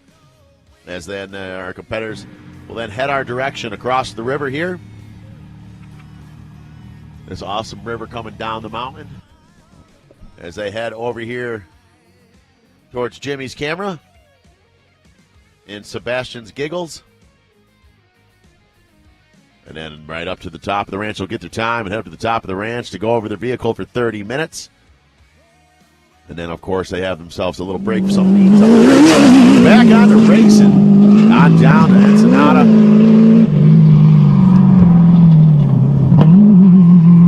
And then, of course, we'll be giving you more footage from the last and final finish line as Gabriel and Hector do such a great job bringing you all the action from the finish line and from the studio as well. And I believe we have another vehicle coming up. It sounds like we've got one getting close. Here we go. I hear it now. Another UTV. I think it's Jeff Burso. In the 37-37, Jeff Burso.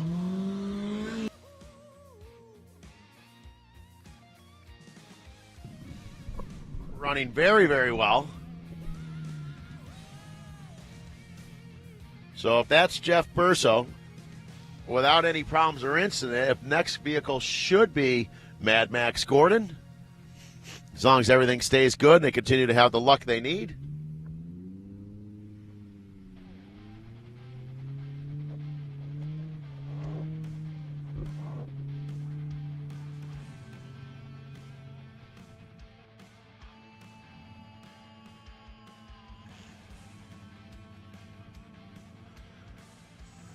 And it looks like we're told they hear a car coming from a drone operator out there. And it's probably Mad Max. Yes, it is. It's definitely Max. Look at the way he's hammering. Mad Max. Every time we see that kid. whether it's in qualifying or on the beach or at the top of Mike's, is just wide open. I mean, that's the only vehicle so far today that has come to the river and didn't even think about slowing down. The thought of letting off the gas never even came through his mind.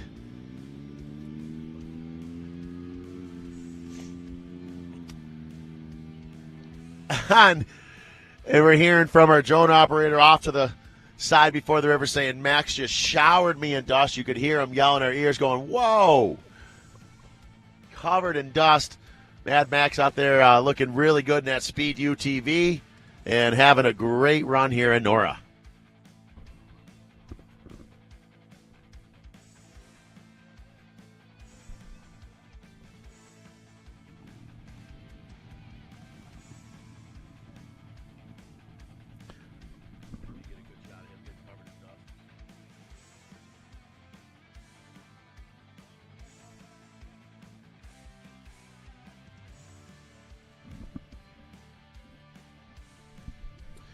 All right, so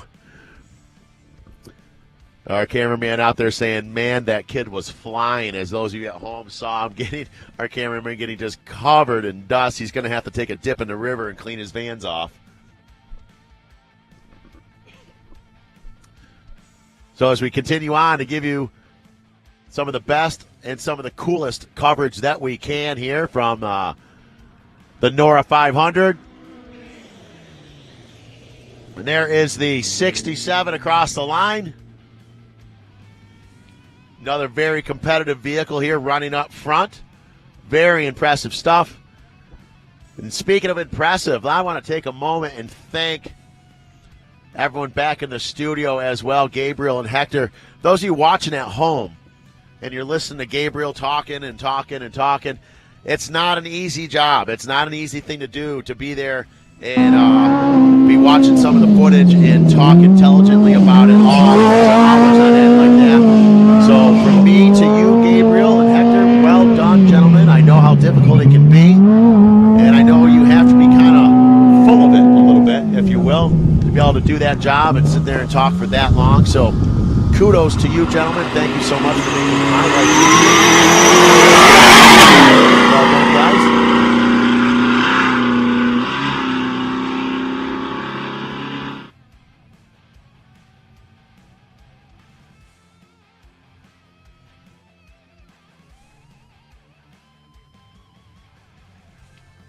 And here comes another vehicle, I believe.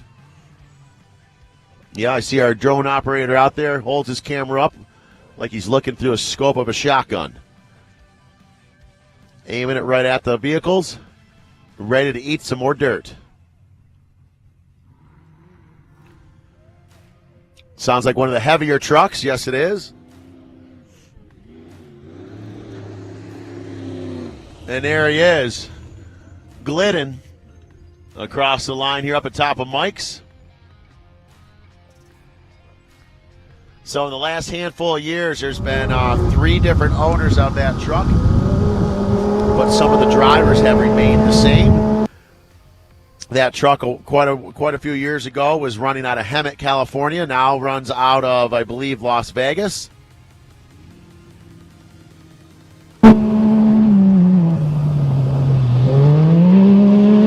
And here we are with a single-seater.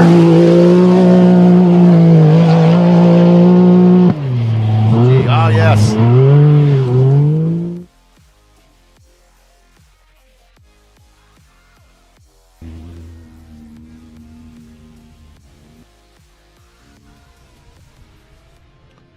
It definitely is a different beast when you're out here racing alone in a vehicle. You don't have a co-driver.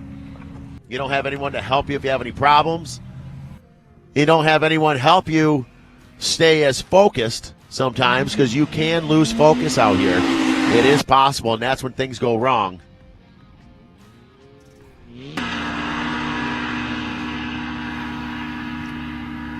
And we believe the next one should be Robbie Gordon, we think.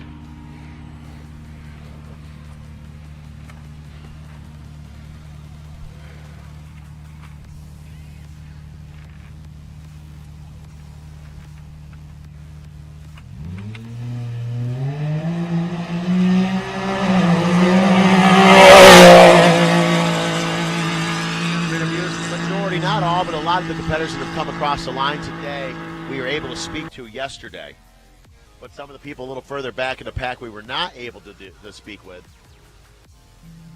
And so with any hope, we'll be able to speak with them, some of the others, a little later on today, maybe up here at Mike's.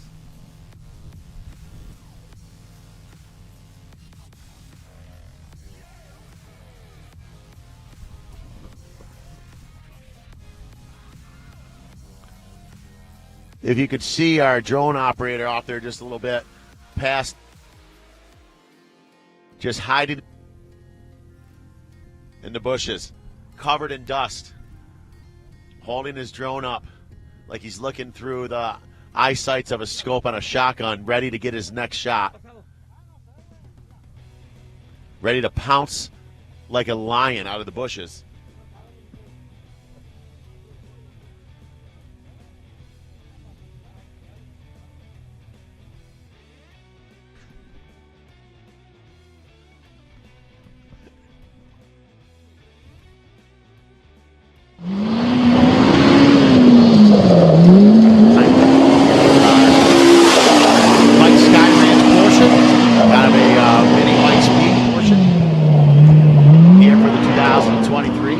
YOKOHAMA NORRA 500. Race day number 2, last and final day of racing. Starting off in San Felipe, now making their way up to Mike's Ranch off of Highway 3. 23 miles up the mountain. And then we get up here to the top of Mike's Sky Ranch. It's almost like the finishing race itself when you get up here just because it's such a wonderful sight. And a small sign of relief as well once you see Mike's.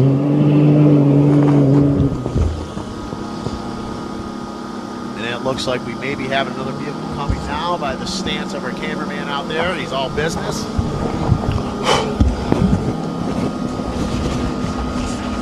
Here is another UTV competitor. Number 60.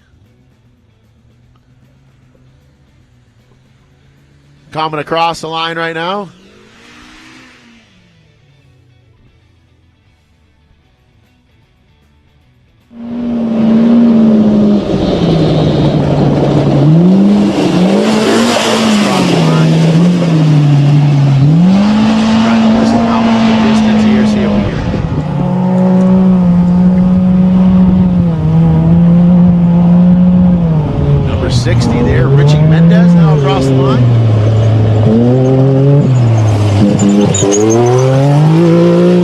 Sebastian, tell me it's Richie Mendez. I have to double check because I think he likes to mess with me. Now I hear a heavier truck coming through, another one of our trophy trucks. There it is.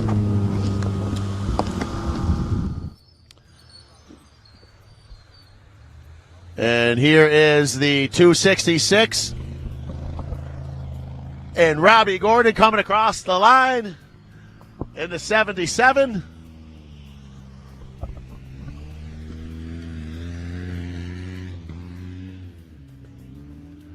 And we got real busy right now. I think this is should be Mike Dorio. Yeah. Yes, it is. And the 117. Right behind him is the 916 as well.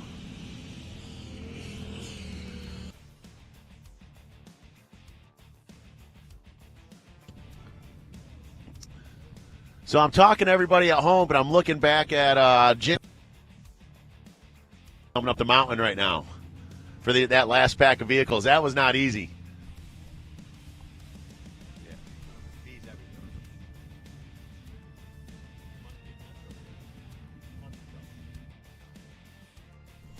So as we're talking about the dust coming up the mountain, we just realized that we decided to set up our camera and our whole station right next to a massive bee's nest that's inside a tree here. I'm not even joking. Now that the sun has popped out, we are surrounded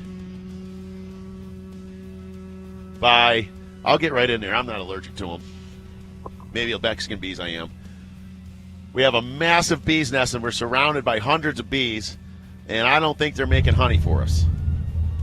Yeah, so we got that going for us today. All right, so continuing on here. up here at Mike's Ranch. Never a dull moment for us.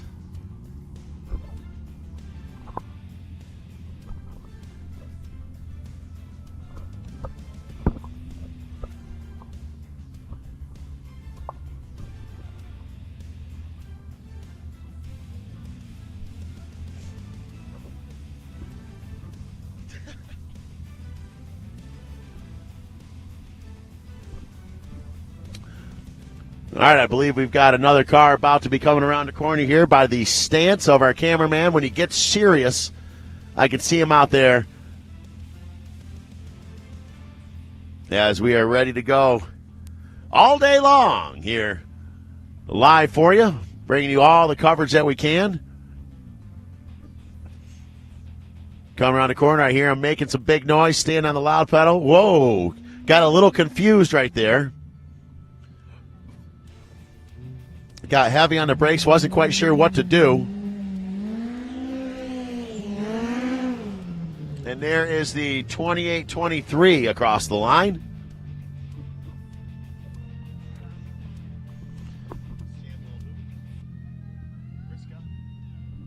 And that is Samuel Riska across the line.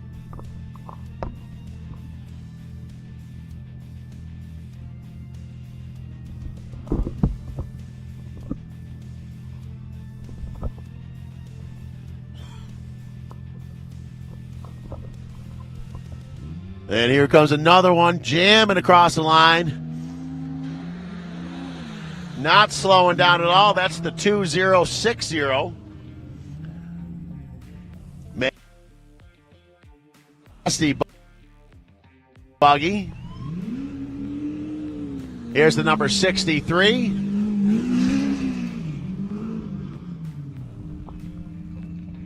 You know, in the last handful of years,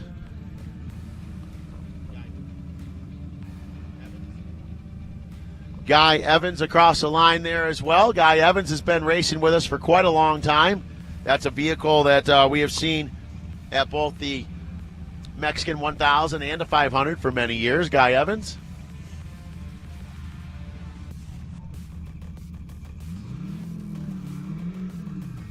And what I was saying here is it's been going on for quite a few years now, but it's getting crazier and crazier. There was once a time, and I'm not saying that they still don't rule the desert, but where the trophy trucks and the truggies, they were number one, and nothing touched them. You know,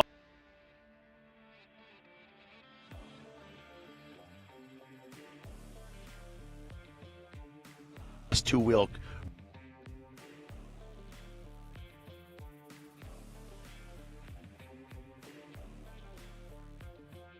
Well, if you have a good UTV and you come out here and you have good luck on your side and you have a good driver and a good co-driver and a good team, there's no race out there that you don't stand a chance at winning with a UTV.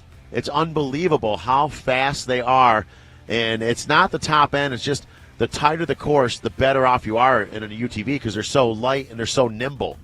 That they're able to get through the desert so well.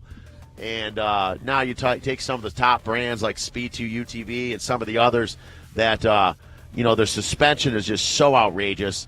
There's nothing you can't do with them. And it just blows my mind right now to see how many UTVs we have across the line already, just like we did yesterday, that are just running up front with the big dogs. And I tell you, it's really, really impressive stuff. So UTV racing, obviously, has gone through the roof in the last, 10 years. It's just huge, but unbelievable what these UTVs can do these days.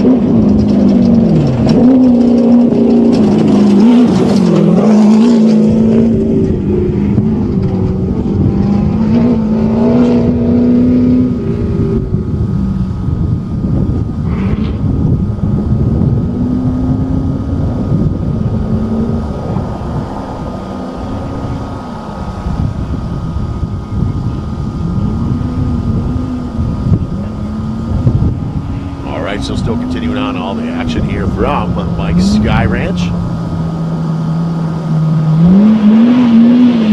Just such a beautiful setting here. We got up here last night with our TV.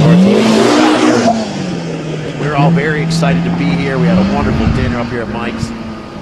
And then this morning, it was all dark, and then this morning I opened up the room to a door to our room and looked outside, and I said, whoa, how cool is this?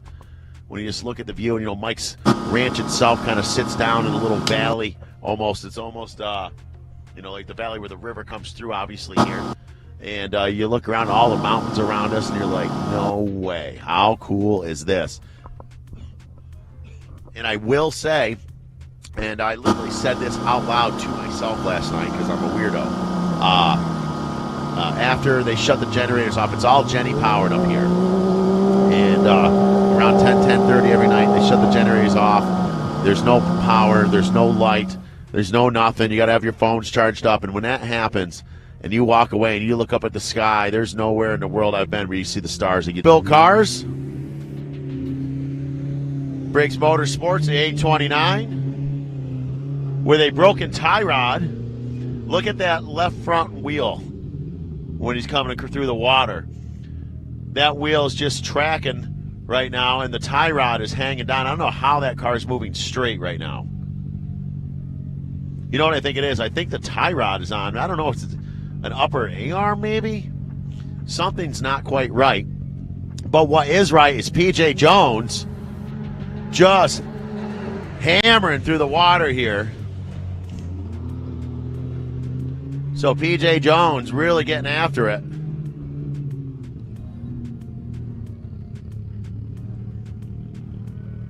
So, and now P.J. Jones so fast through that section, we lost our cameraman in the dust. We can't even see it over there. All I can do is just hear him choking on dust.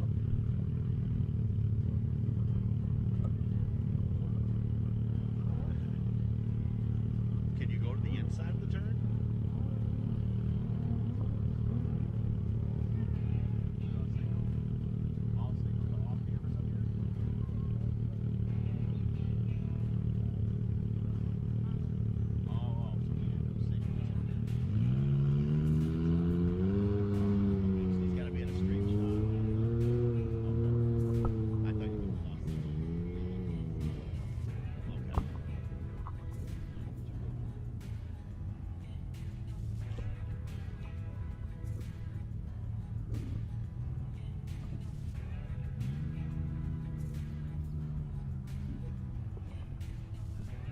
All right, Kenny, continuing on with the action here.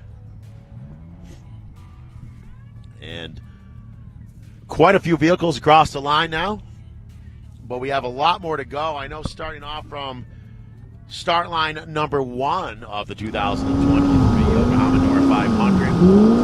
And Ensenada yesterday, I think it was 103. I don't know exactly how many came off the line today from San Felipe. Less than that, because not everybody finishes without a doubt.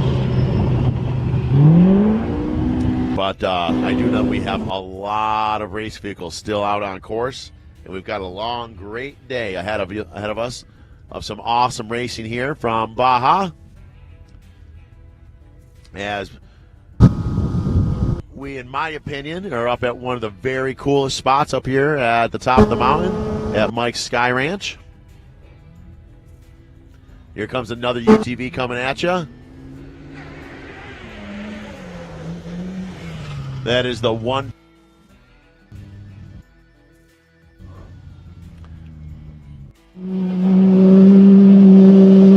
Head on that bar,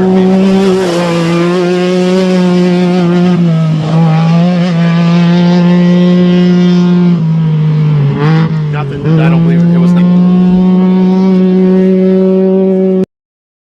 Maybe it was the water hitting the skid plate, but it was almost like a siren or a whistle.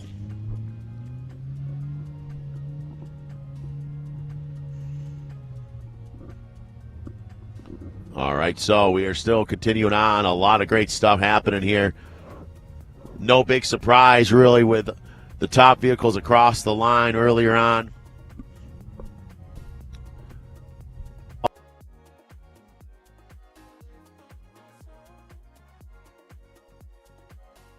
They were in front of the Masons. earlier on today. Then we can have Thomas Purcell, Triple Juice team, both Max and Robbie Gordon. Let's not forget about Ace Smith with his car for this section being piloted by Justin Lofton. PJ Jones has come across the line. I mean, come on with it. Yeah, Zach Langley, he's been here, he's gone. I mean, the who's who of not just Norra but off-road are here, and they're making it happen. And the top dogs are making a battle out of it all the way to the finish. And any one of the people that I just mentioned have an opportunity to win this race overall, for them to be running as well as they did, because we know where most of these guys were yesterday.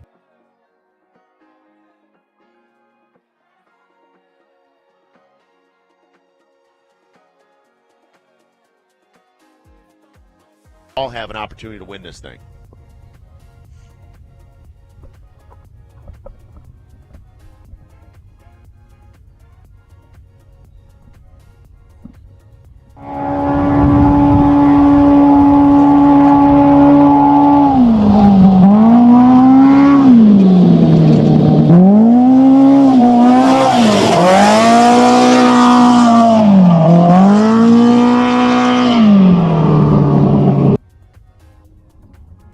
You hear more and more cars taking off down the backside of the mountain now.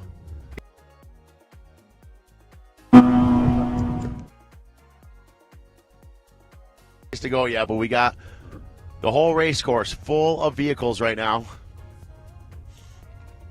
And some of the busiest people on this course over the next handful of hours is hands down going to be our sweep teams, doing their very best to keep it together for us.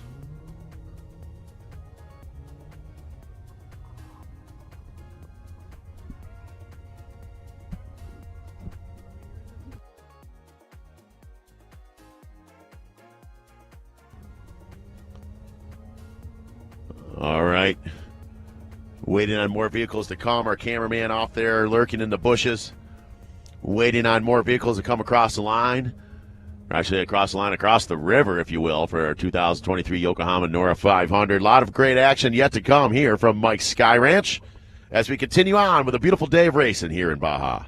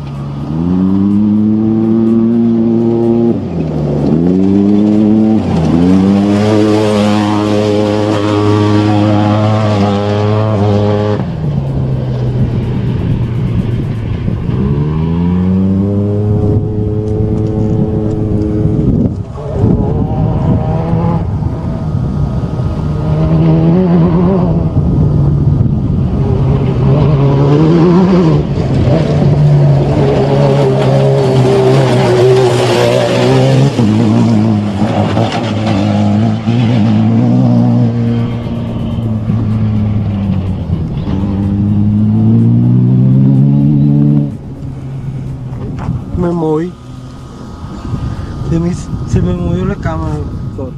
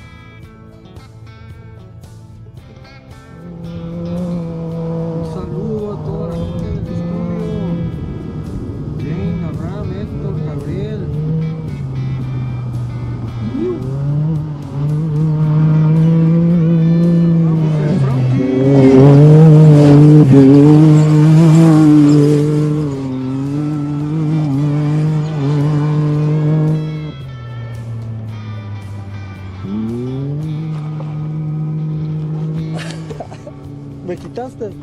Ah.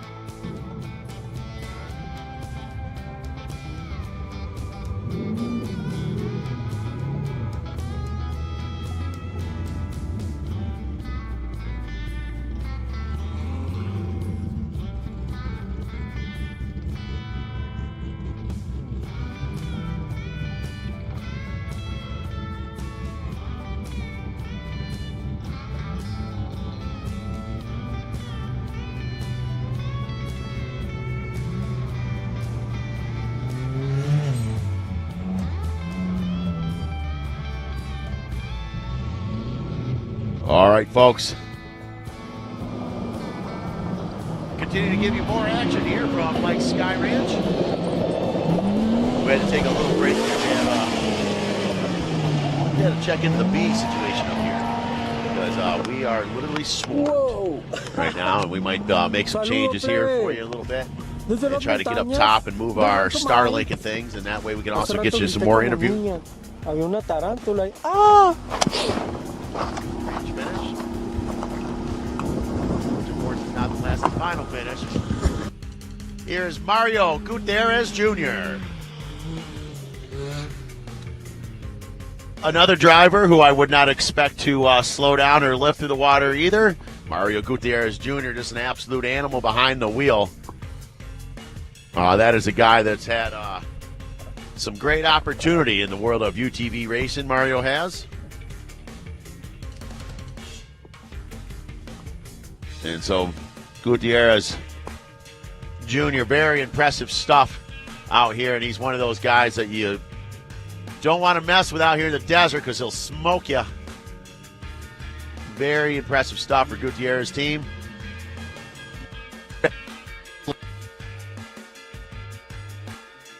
Gutierrez having some problems. Limp. So, just saying, this is I'm thinking anyway.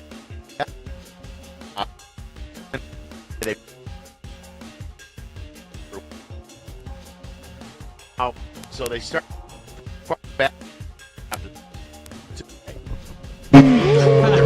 pretty far in the front of the pack this afternoon so far, with a lot of race ahead of them yet. They still all have to go all the way from Mike's Sky Ranch, all the way to Ensenada. So a lot of racing yet to go. So you got a competitor like Mario Gutierrez Jr., where yesterday on his way to San Felipe, car was overheating even going to the starting line, and they didn't know why. They had to figure out what that problem was and put a lot of thought into it. So I'm like, hey, what is happening? And why are we in limp mode for half of the race yesterday on day number 1? Well, we know that that's why they didn't finish where they wanted to. So I'm kind of thinking they may have got that problem, or at least some of that problem, straightened out, because now they're running much further up close towards the pack, front of the pack, I should say.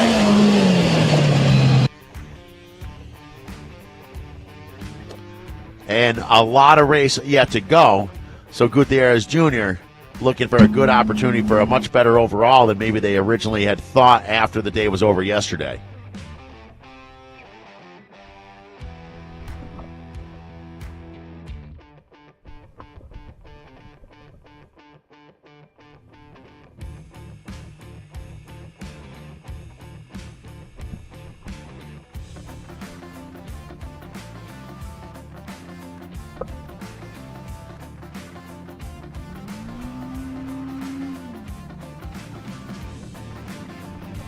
And here is Renee Hudson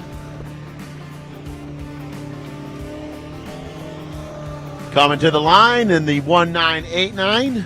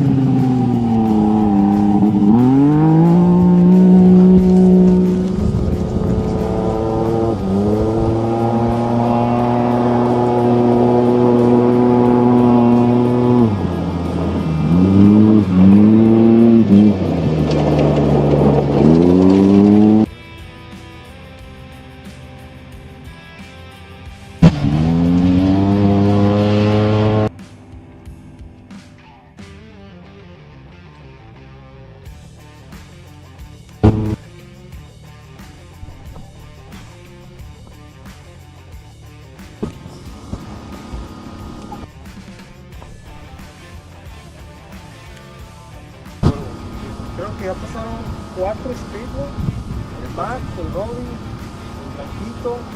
El blanco y el azul. Hay uno morado, ¿no? También no. ¿No? Este es el cuarto que yo veo. Speed. De 5.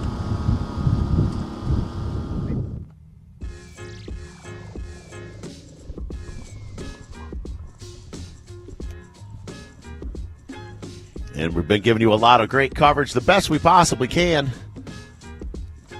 all throughout this section of the race, day number 2 from San Felipe.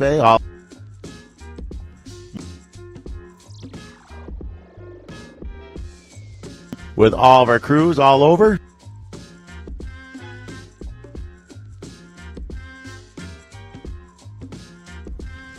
With a lot of great guys out here with Norra TV making it happen.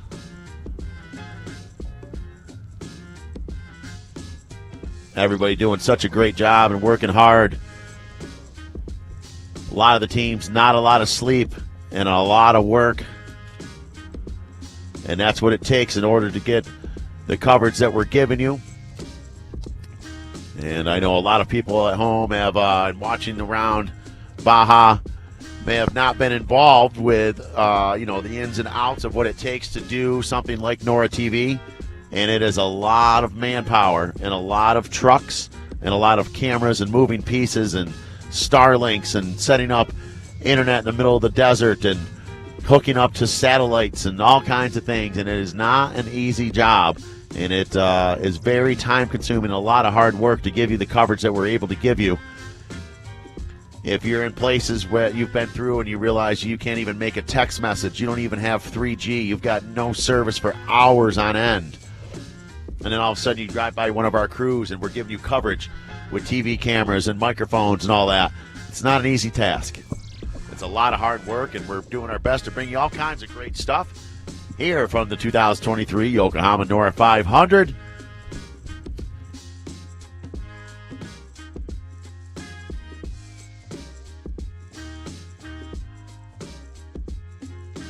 Showing you everything we can, and then, of course, some of these teams will be breaking down and setting back up again and giving you more action in between Mike's Ranch and Ensenada.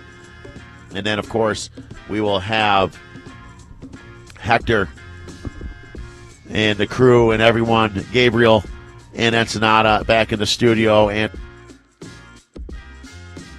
finish line, bringing you all that coverage on later on in the day.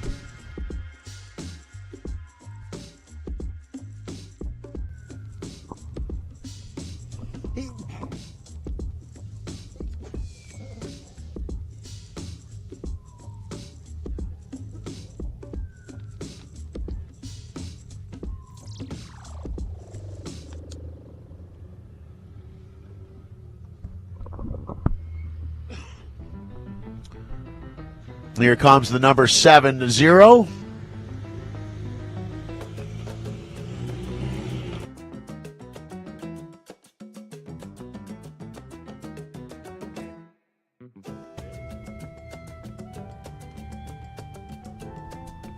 So as the 70 comes across the river crossing here, I'm looking at that vehicle, and I don't know what that is.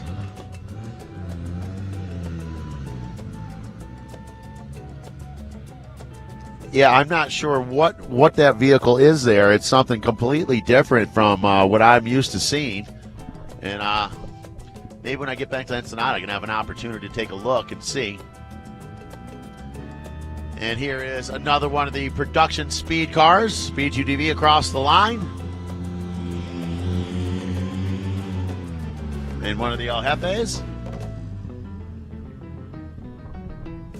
And one of the Bandits, built by El Jefe, Robbie Gordon.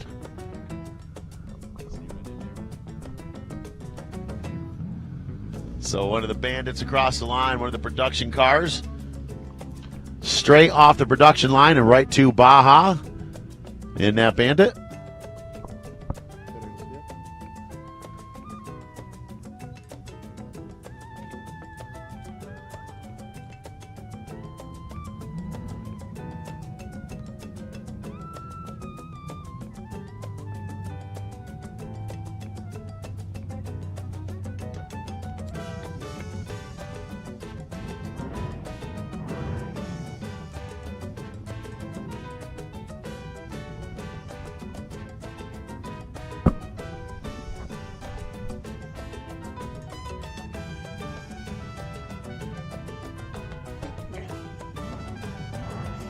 And I can hear now, up right by the ranch, more vehicles finishing up with their 30-minute break and heading back down the mountain. We first said good morning here about 9:30 a.m. from Mike's Sky Ranch. Our first vehicle across the river was probably before 10 o'clock. Now we're starting to push the 11:30 time. So about an hour to an hour and 20 minutes since that first car's come across the line. So that means our lead cars have been back on course again for about probably 50 minutes or so, maybe an hour. So they are well on their way back to Ensenada.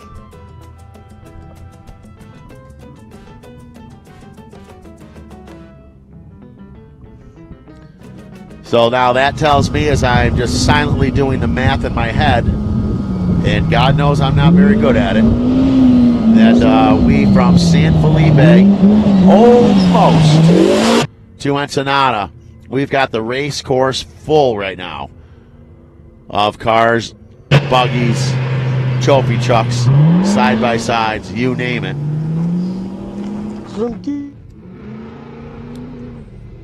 And here is a Warden Consulting vehicle, the number 807.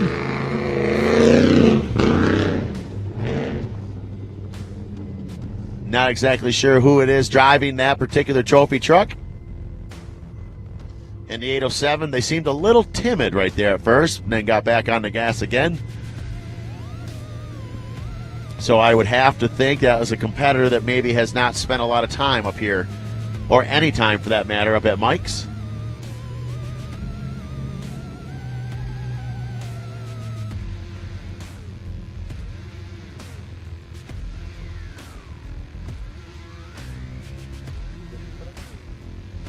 And another vehicle coming as well. I can hear it. Here is, looks like, is this a Bronco? Yes, it is, in the 3013 Bally Cole. So Bally Cole making up here nice and clean.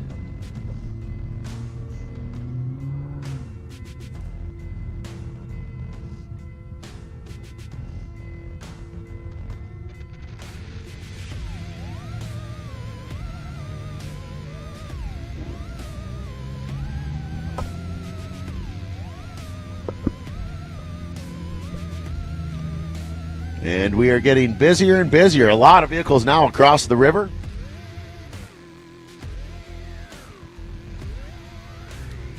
As we are continuing on up here at Mike's Sky Ranch.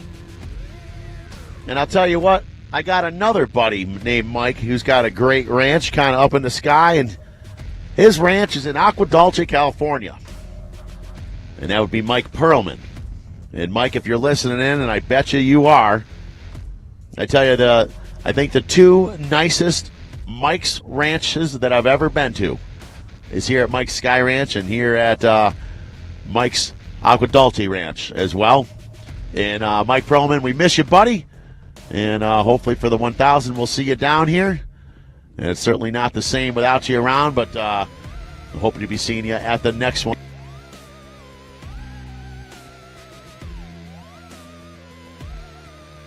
Future. And here is another side-by-side competitor coming into a water crossing in the 1977.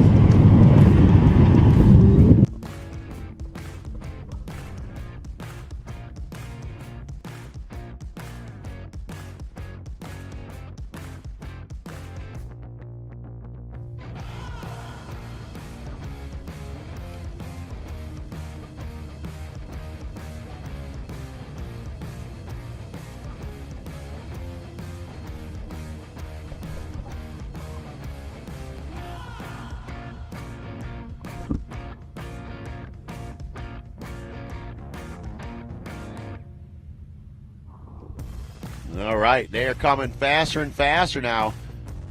So we are well into a third of the competitors in the race here. There is Jay Brexnott and the 2050.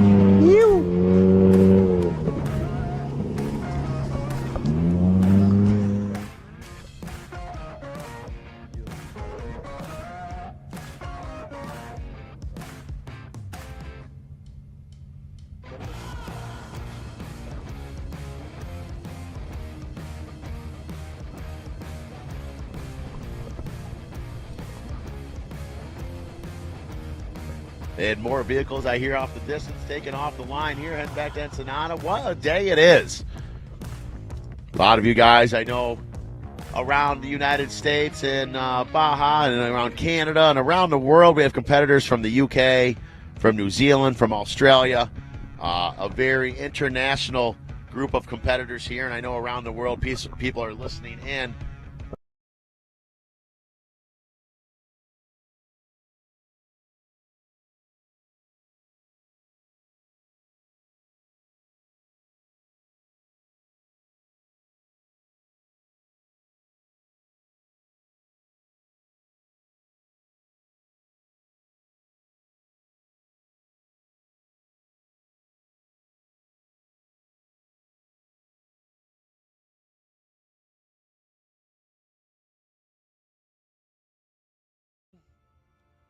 And especially having Johnny Kaiser and his wife down here. Nobody loves Baja more than Johnny's wife. Without a doubt, she just absolutely enjoys it down here. And I know is probably very upset that you guys were not able to make it here to the 500. And so better luck next time on that one. And I know everyone out here having a really great time as we bring you more coverage here from Mike's Sky Ranch. And what a beautiful day it is with an outrageously gorgeous set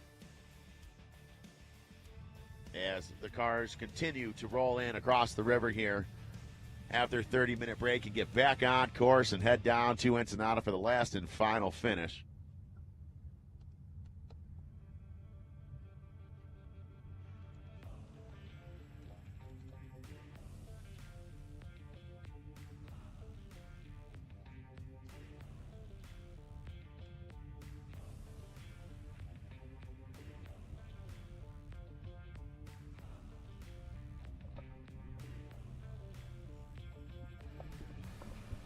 Here is another one of our UTV competitors. This is the 818. Making it across the line here, across the river.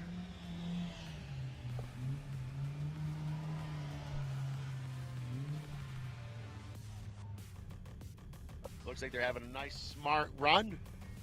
We saw that car qualifying 2 days ago, about 40 minutes outside of Ensenada.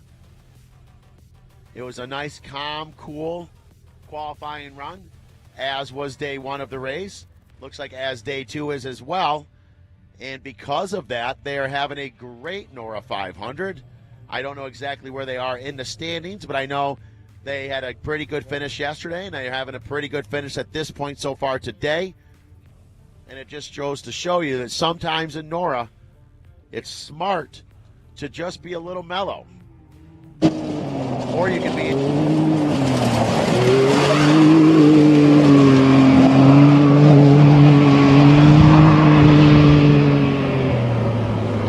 Jim Pierce. And Jim Pierce looking good.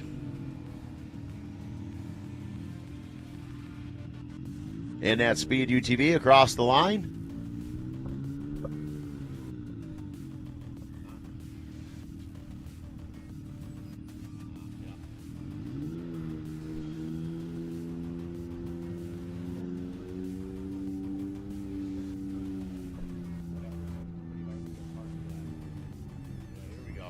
And here is right off the production line, Speed UTV.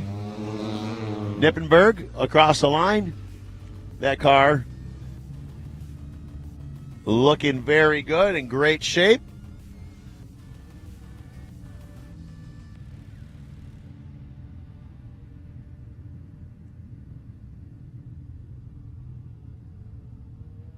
And another one coming across the line here, so we're getting very busy again.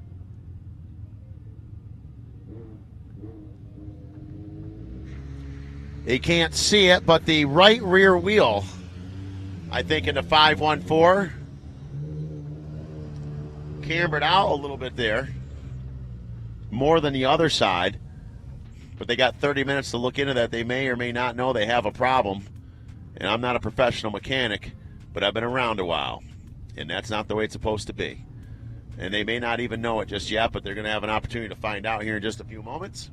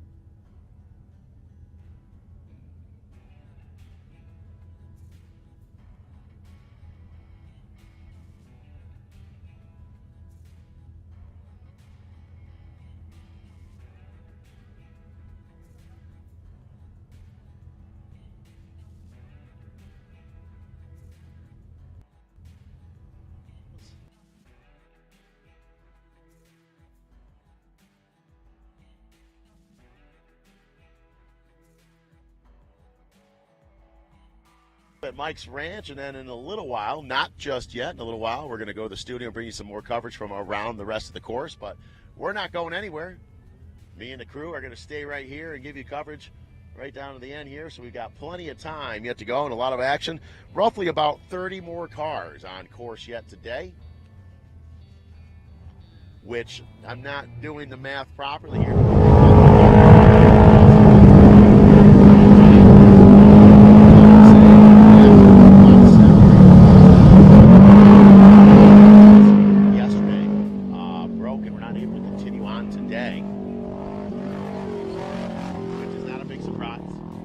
Baja.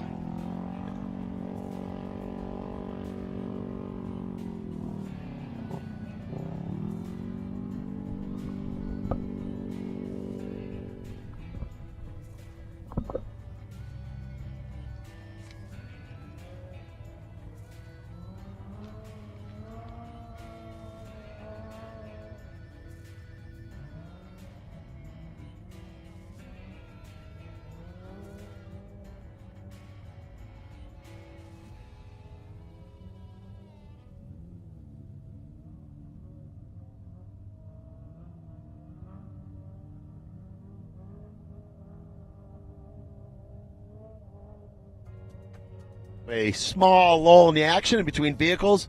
It's kind of funny how they sort of oftentimes come in waves. As we've had times where we've had upwards of 7, 8, 9 cars all at once coming through pretty quickly within a minute's time. And then, we'll go 5, 10 minutes sometimes out another vehicle coming through as they do get spaced out a little bit here.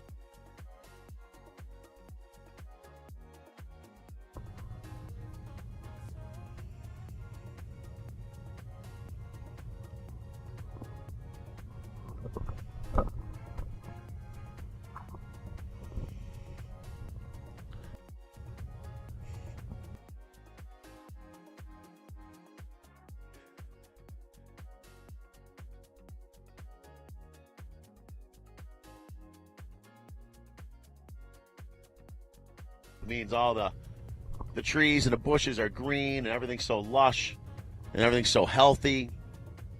Coming up through the ranch, you've got the cows all over the place. At night, you can hear all the coyotes and things. Really cool stuff up here, and it's just a fun vibe. And then, of course, knowing and seeing when you go up to Mike's, you go into the restaurant, you go into the bar, and you go up to the hotel rooms and things, and you just see all the history of everything here. It's just very, very cool. It's an awful lot of fun. What a great vibe it is.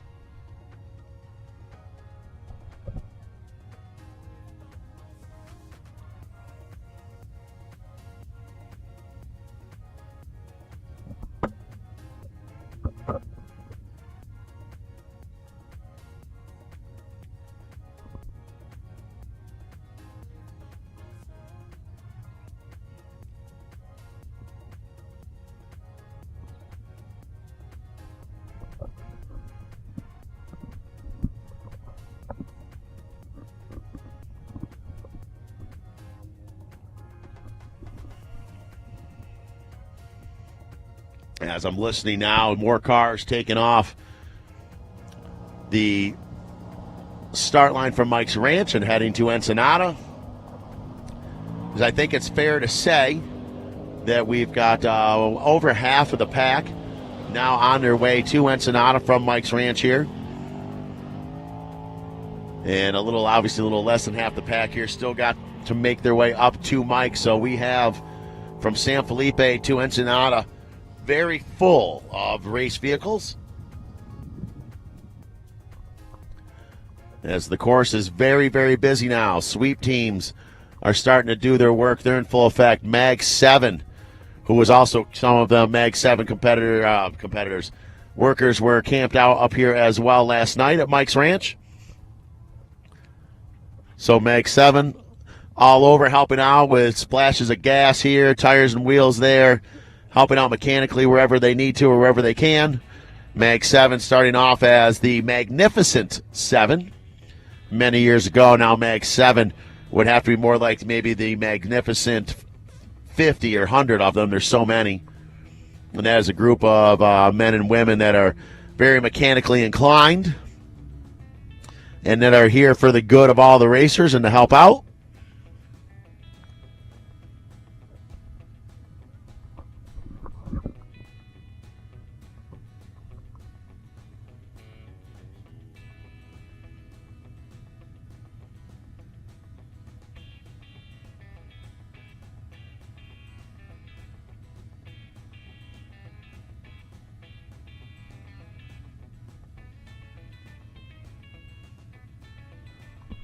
Yes.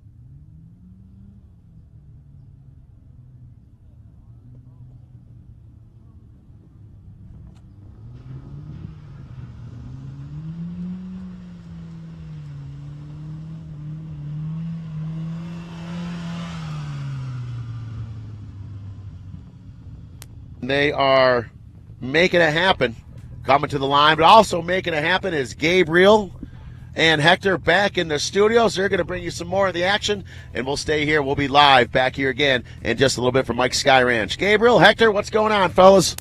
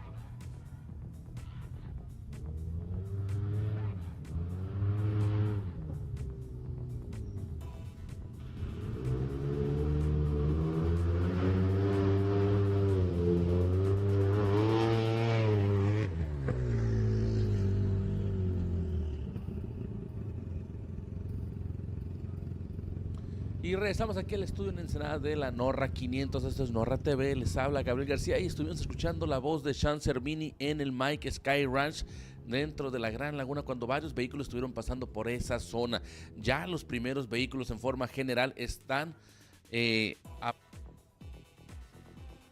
hacia el acceso de las minitas. Después de ahí van a pasar hacia lo que es Jamau, unas zonas cercanas al Ejido de la Independencia. Esto en terracería en etapa especial con tiempo corriendo. Y también, por supuesto, luego van a cruzar la carretera y van a empezar a dirigirse hacia el 8 Viejo y luego hacia Ojos Negros. Importante recordar que la meta se abre a las 2 de la tarde en la avenida Club Rotario aquí en Ensenada. Para la gente que diga dónde es la avenida Club Rotario, está entre el Centro Social Cívico y Cultural Riviera Ensenada, sobre el Boulevard Costero, y el Centro Estatal de las Artes, el CEARTE. Es la calle donde se llevó a cabo la revisión mecánica. Está a unos pasos donde encontramos también lo que es el correo de Ensenada, y pues pueden acudir a partir de las 2 de la tarde para esperar a los ganadores oficiales de este evento, y la meta se cierra a las 8 de la noche. Recuerden que va a haber venta de souvenirs de la marca oficial de Norra, y recuerden que esta transmisión es por cortesía de Yokohama Tire, Speed UTV y Speed Tools, por supuesto, patrones oficiales de Norra y de la Norra 500. Todavía se encuentra Craig McCarthy de Nueva Zelanda en el primer lugar dentro de los carros más veloces del grupo 1. Ya descendieron muchos de la zona del Rancho Mike's en el Mike's Peak, que fue el tratar de lograr el premio del piloto más veloz en la montaña. Así que hoy la carrera arrancó muy temprano en San Felipe. Ya todo el equipo de Norra está moviéndose de San Felipe hacia Ensenada, y también todos los voluntarios, todo el staff están en diferentes puntos dentro de la pista, tratando de apoyar y sobre todo que los corredores tengan una carrera divertida y sin accidentes. También hay que recordarles, si van a ir a la ruta como aficionados a alguna parte, tengan mucho cuidado, no se pongan en las curvas por fuera, traten de estar a una distancia bastante prudente, alejadas de la pista, no hagan rampas, recojan su basura. Si van a llevar niños, por favor, siempre estén al pendiente de ellos. Es muy importante que regresen sanos y salvos a casa. Y también, muy importante, el respetar a la madre naturaleza, el recoger la basura. Si ven que hay un poquito de basura y llevan bolsas, pues tratar de echarlas en esas mismas bolsas para que se regrese todo eso a contenedores, a la ciudad o al punto donde ustedes van a regresar, a su punto de origen. Y también hablando dentro del top 5, está Craig McCarthy en primer lugar, luego viene Dave Mason Jr. en clase 1, si no me equivoco, luego viene Bill Simak en tercer lugar, luego viene Conner con Jason McNeil en el Trophy Truck Spec Disco en cuarto, luego viene en quinto Danny Brown a bordo de su clase 1. Hay muchos participantes mexicanos en esta carrera, como Ramón Manríquez de la clase 11 en el equipo Vector Racing con Juan Brambila e Iván Sevilla, también Bruce G en su clase 10, que ayer tuvo problemas mecánicos y eso lo retrasó, pero es parte de También aparece Samuel Huesca de Mexicali junto con Gustavo Piñolas Jr. en otro UTV y Gilberto Rodríguez de Tijuana con su navegador ensenadense Albelardo el Pube Ronova, que va a estar participando en la próxima Baja 1000.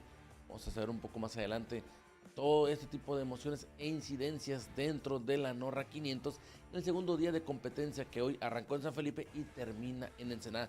Ayer fue de Ensenada a San Felipe y ahora es unas rutas parecidas pero con algunos cambios.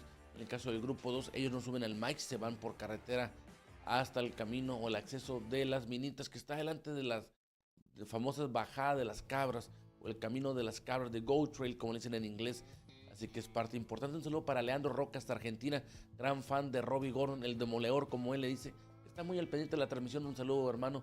Gracias por estar al pendiente de Robbie Gordon y también de la Norra 500 con Max Gordon y toda la armada Speed UTV, que ya pasaron los 5 vehículos de la marca Speed hacia la zona de Valle de la Trinidad. Ya descendieron del Mike Sky Ranch. Y también un saludo para toda la afición que está al pendiente de esta transmisión en Baja California Sur, a quienes enviamos un gran saludo y sobre todo un fuerte abrazo. Sabemos que el huracán Norma está cada vez azotando más fuerte Los Cabos, San José del Cabo, Los Barriles, Todos Santos y La Paz. Esperemos que no pase a mayores y que puedan estar protegidos en sus casas. Por favor, sigan las indicaciones de las autoridades en Baja California Sur, de las autoridades de protección civil y sobre todo resguarden, ya que sigue lloviendo bastante fuerte y hay mucho viento en esa zona de la península de Baja California, que vamos a estar próximamente en el mes de abril con la Norra Mexican 1000. So everybody, is Gabriel Garcia. This is the Norra 500 and we are talking about the Mike's pig.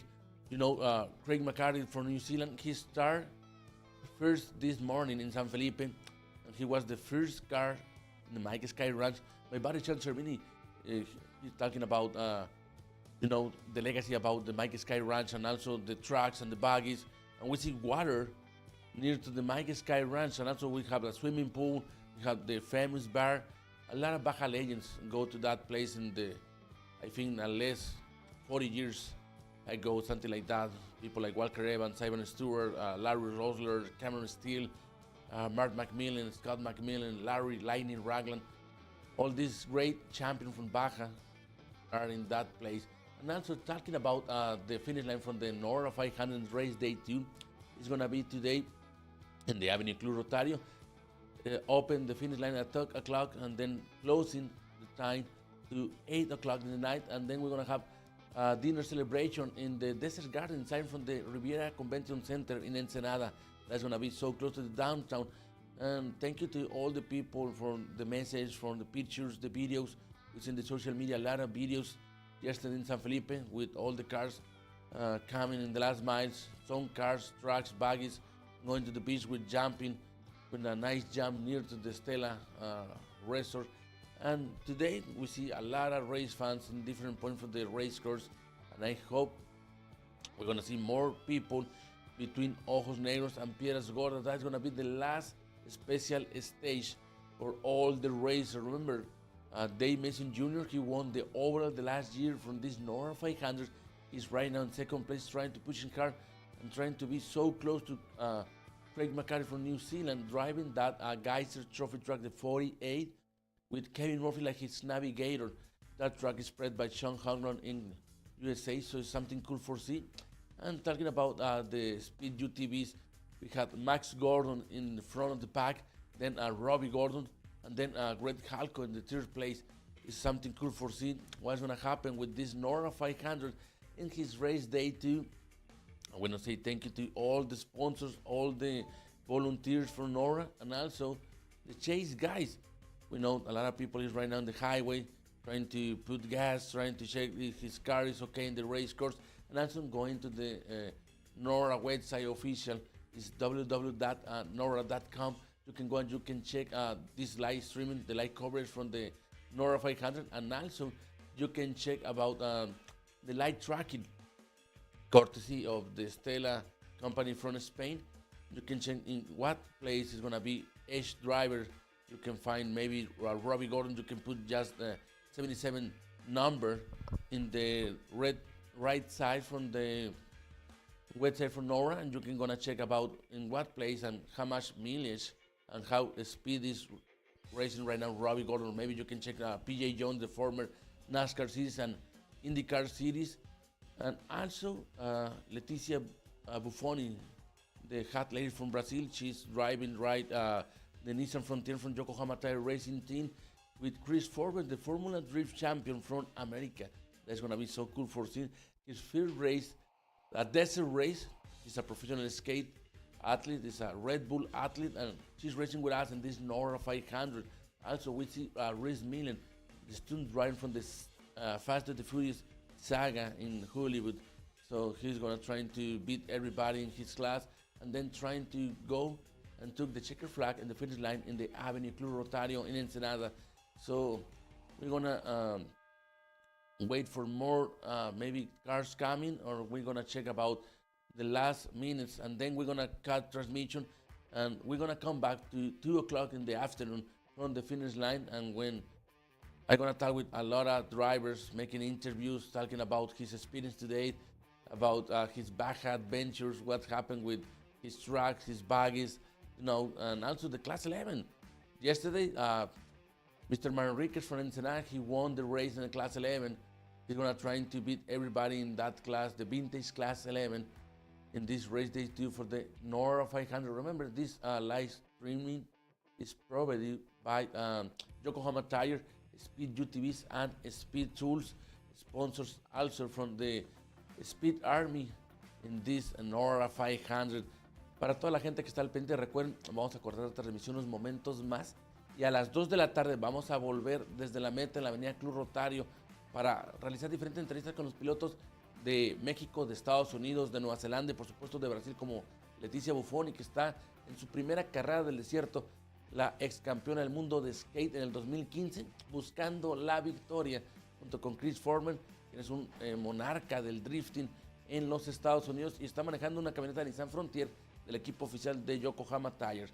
Así que imagínense lo que vamos a vivir, y muchos aficionados que seguramente van a estar esperando los carros entre Ojos Negros y el Ejido Piedras Gordas. Hoy la ruta pasó por diferentes zonas como San Felipe, la Laguna del Diablo, San Matías, pasó también por Valle de la Trinidad, Leandro Valle, el Mike Sky Ranch, por supuesto, va a pasar por el Camino de las Minitas, luego se va hacia Jamau, de ahí van a cruzar hacia lo que es el Ocho Viejo, luego van a llegar también a Ojos Negros, cruzan la carretera y terminan en tiempo oficial en la zona del Ejido Piedras Gordas, donde ayer arrancaron el día 1, y muy importante, se van a dirigir a velocidad moderada de ese punto hacia la meta en la avenida Club Rotario. Y recuerden, a las 2 de la tarde se abre lo que es ese punto para que puedan llegar los primeros lugares. Vamos a conocer quién es el ganador absoluto del día número 2, y en general también recuerden, mañana la ceremonia de premiación, Cervecería Transpeninsular, 10 de la mañana, vamos a estar presentes ahí hablando con los pilotos y también sobre todo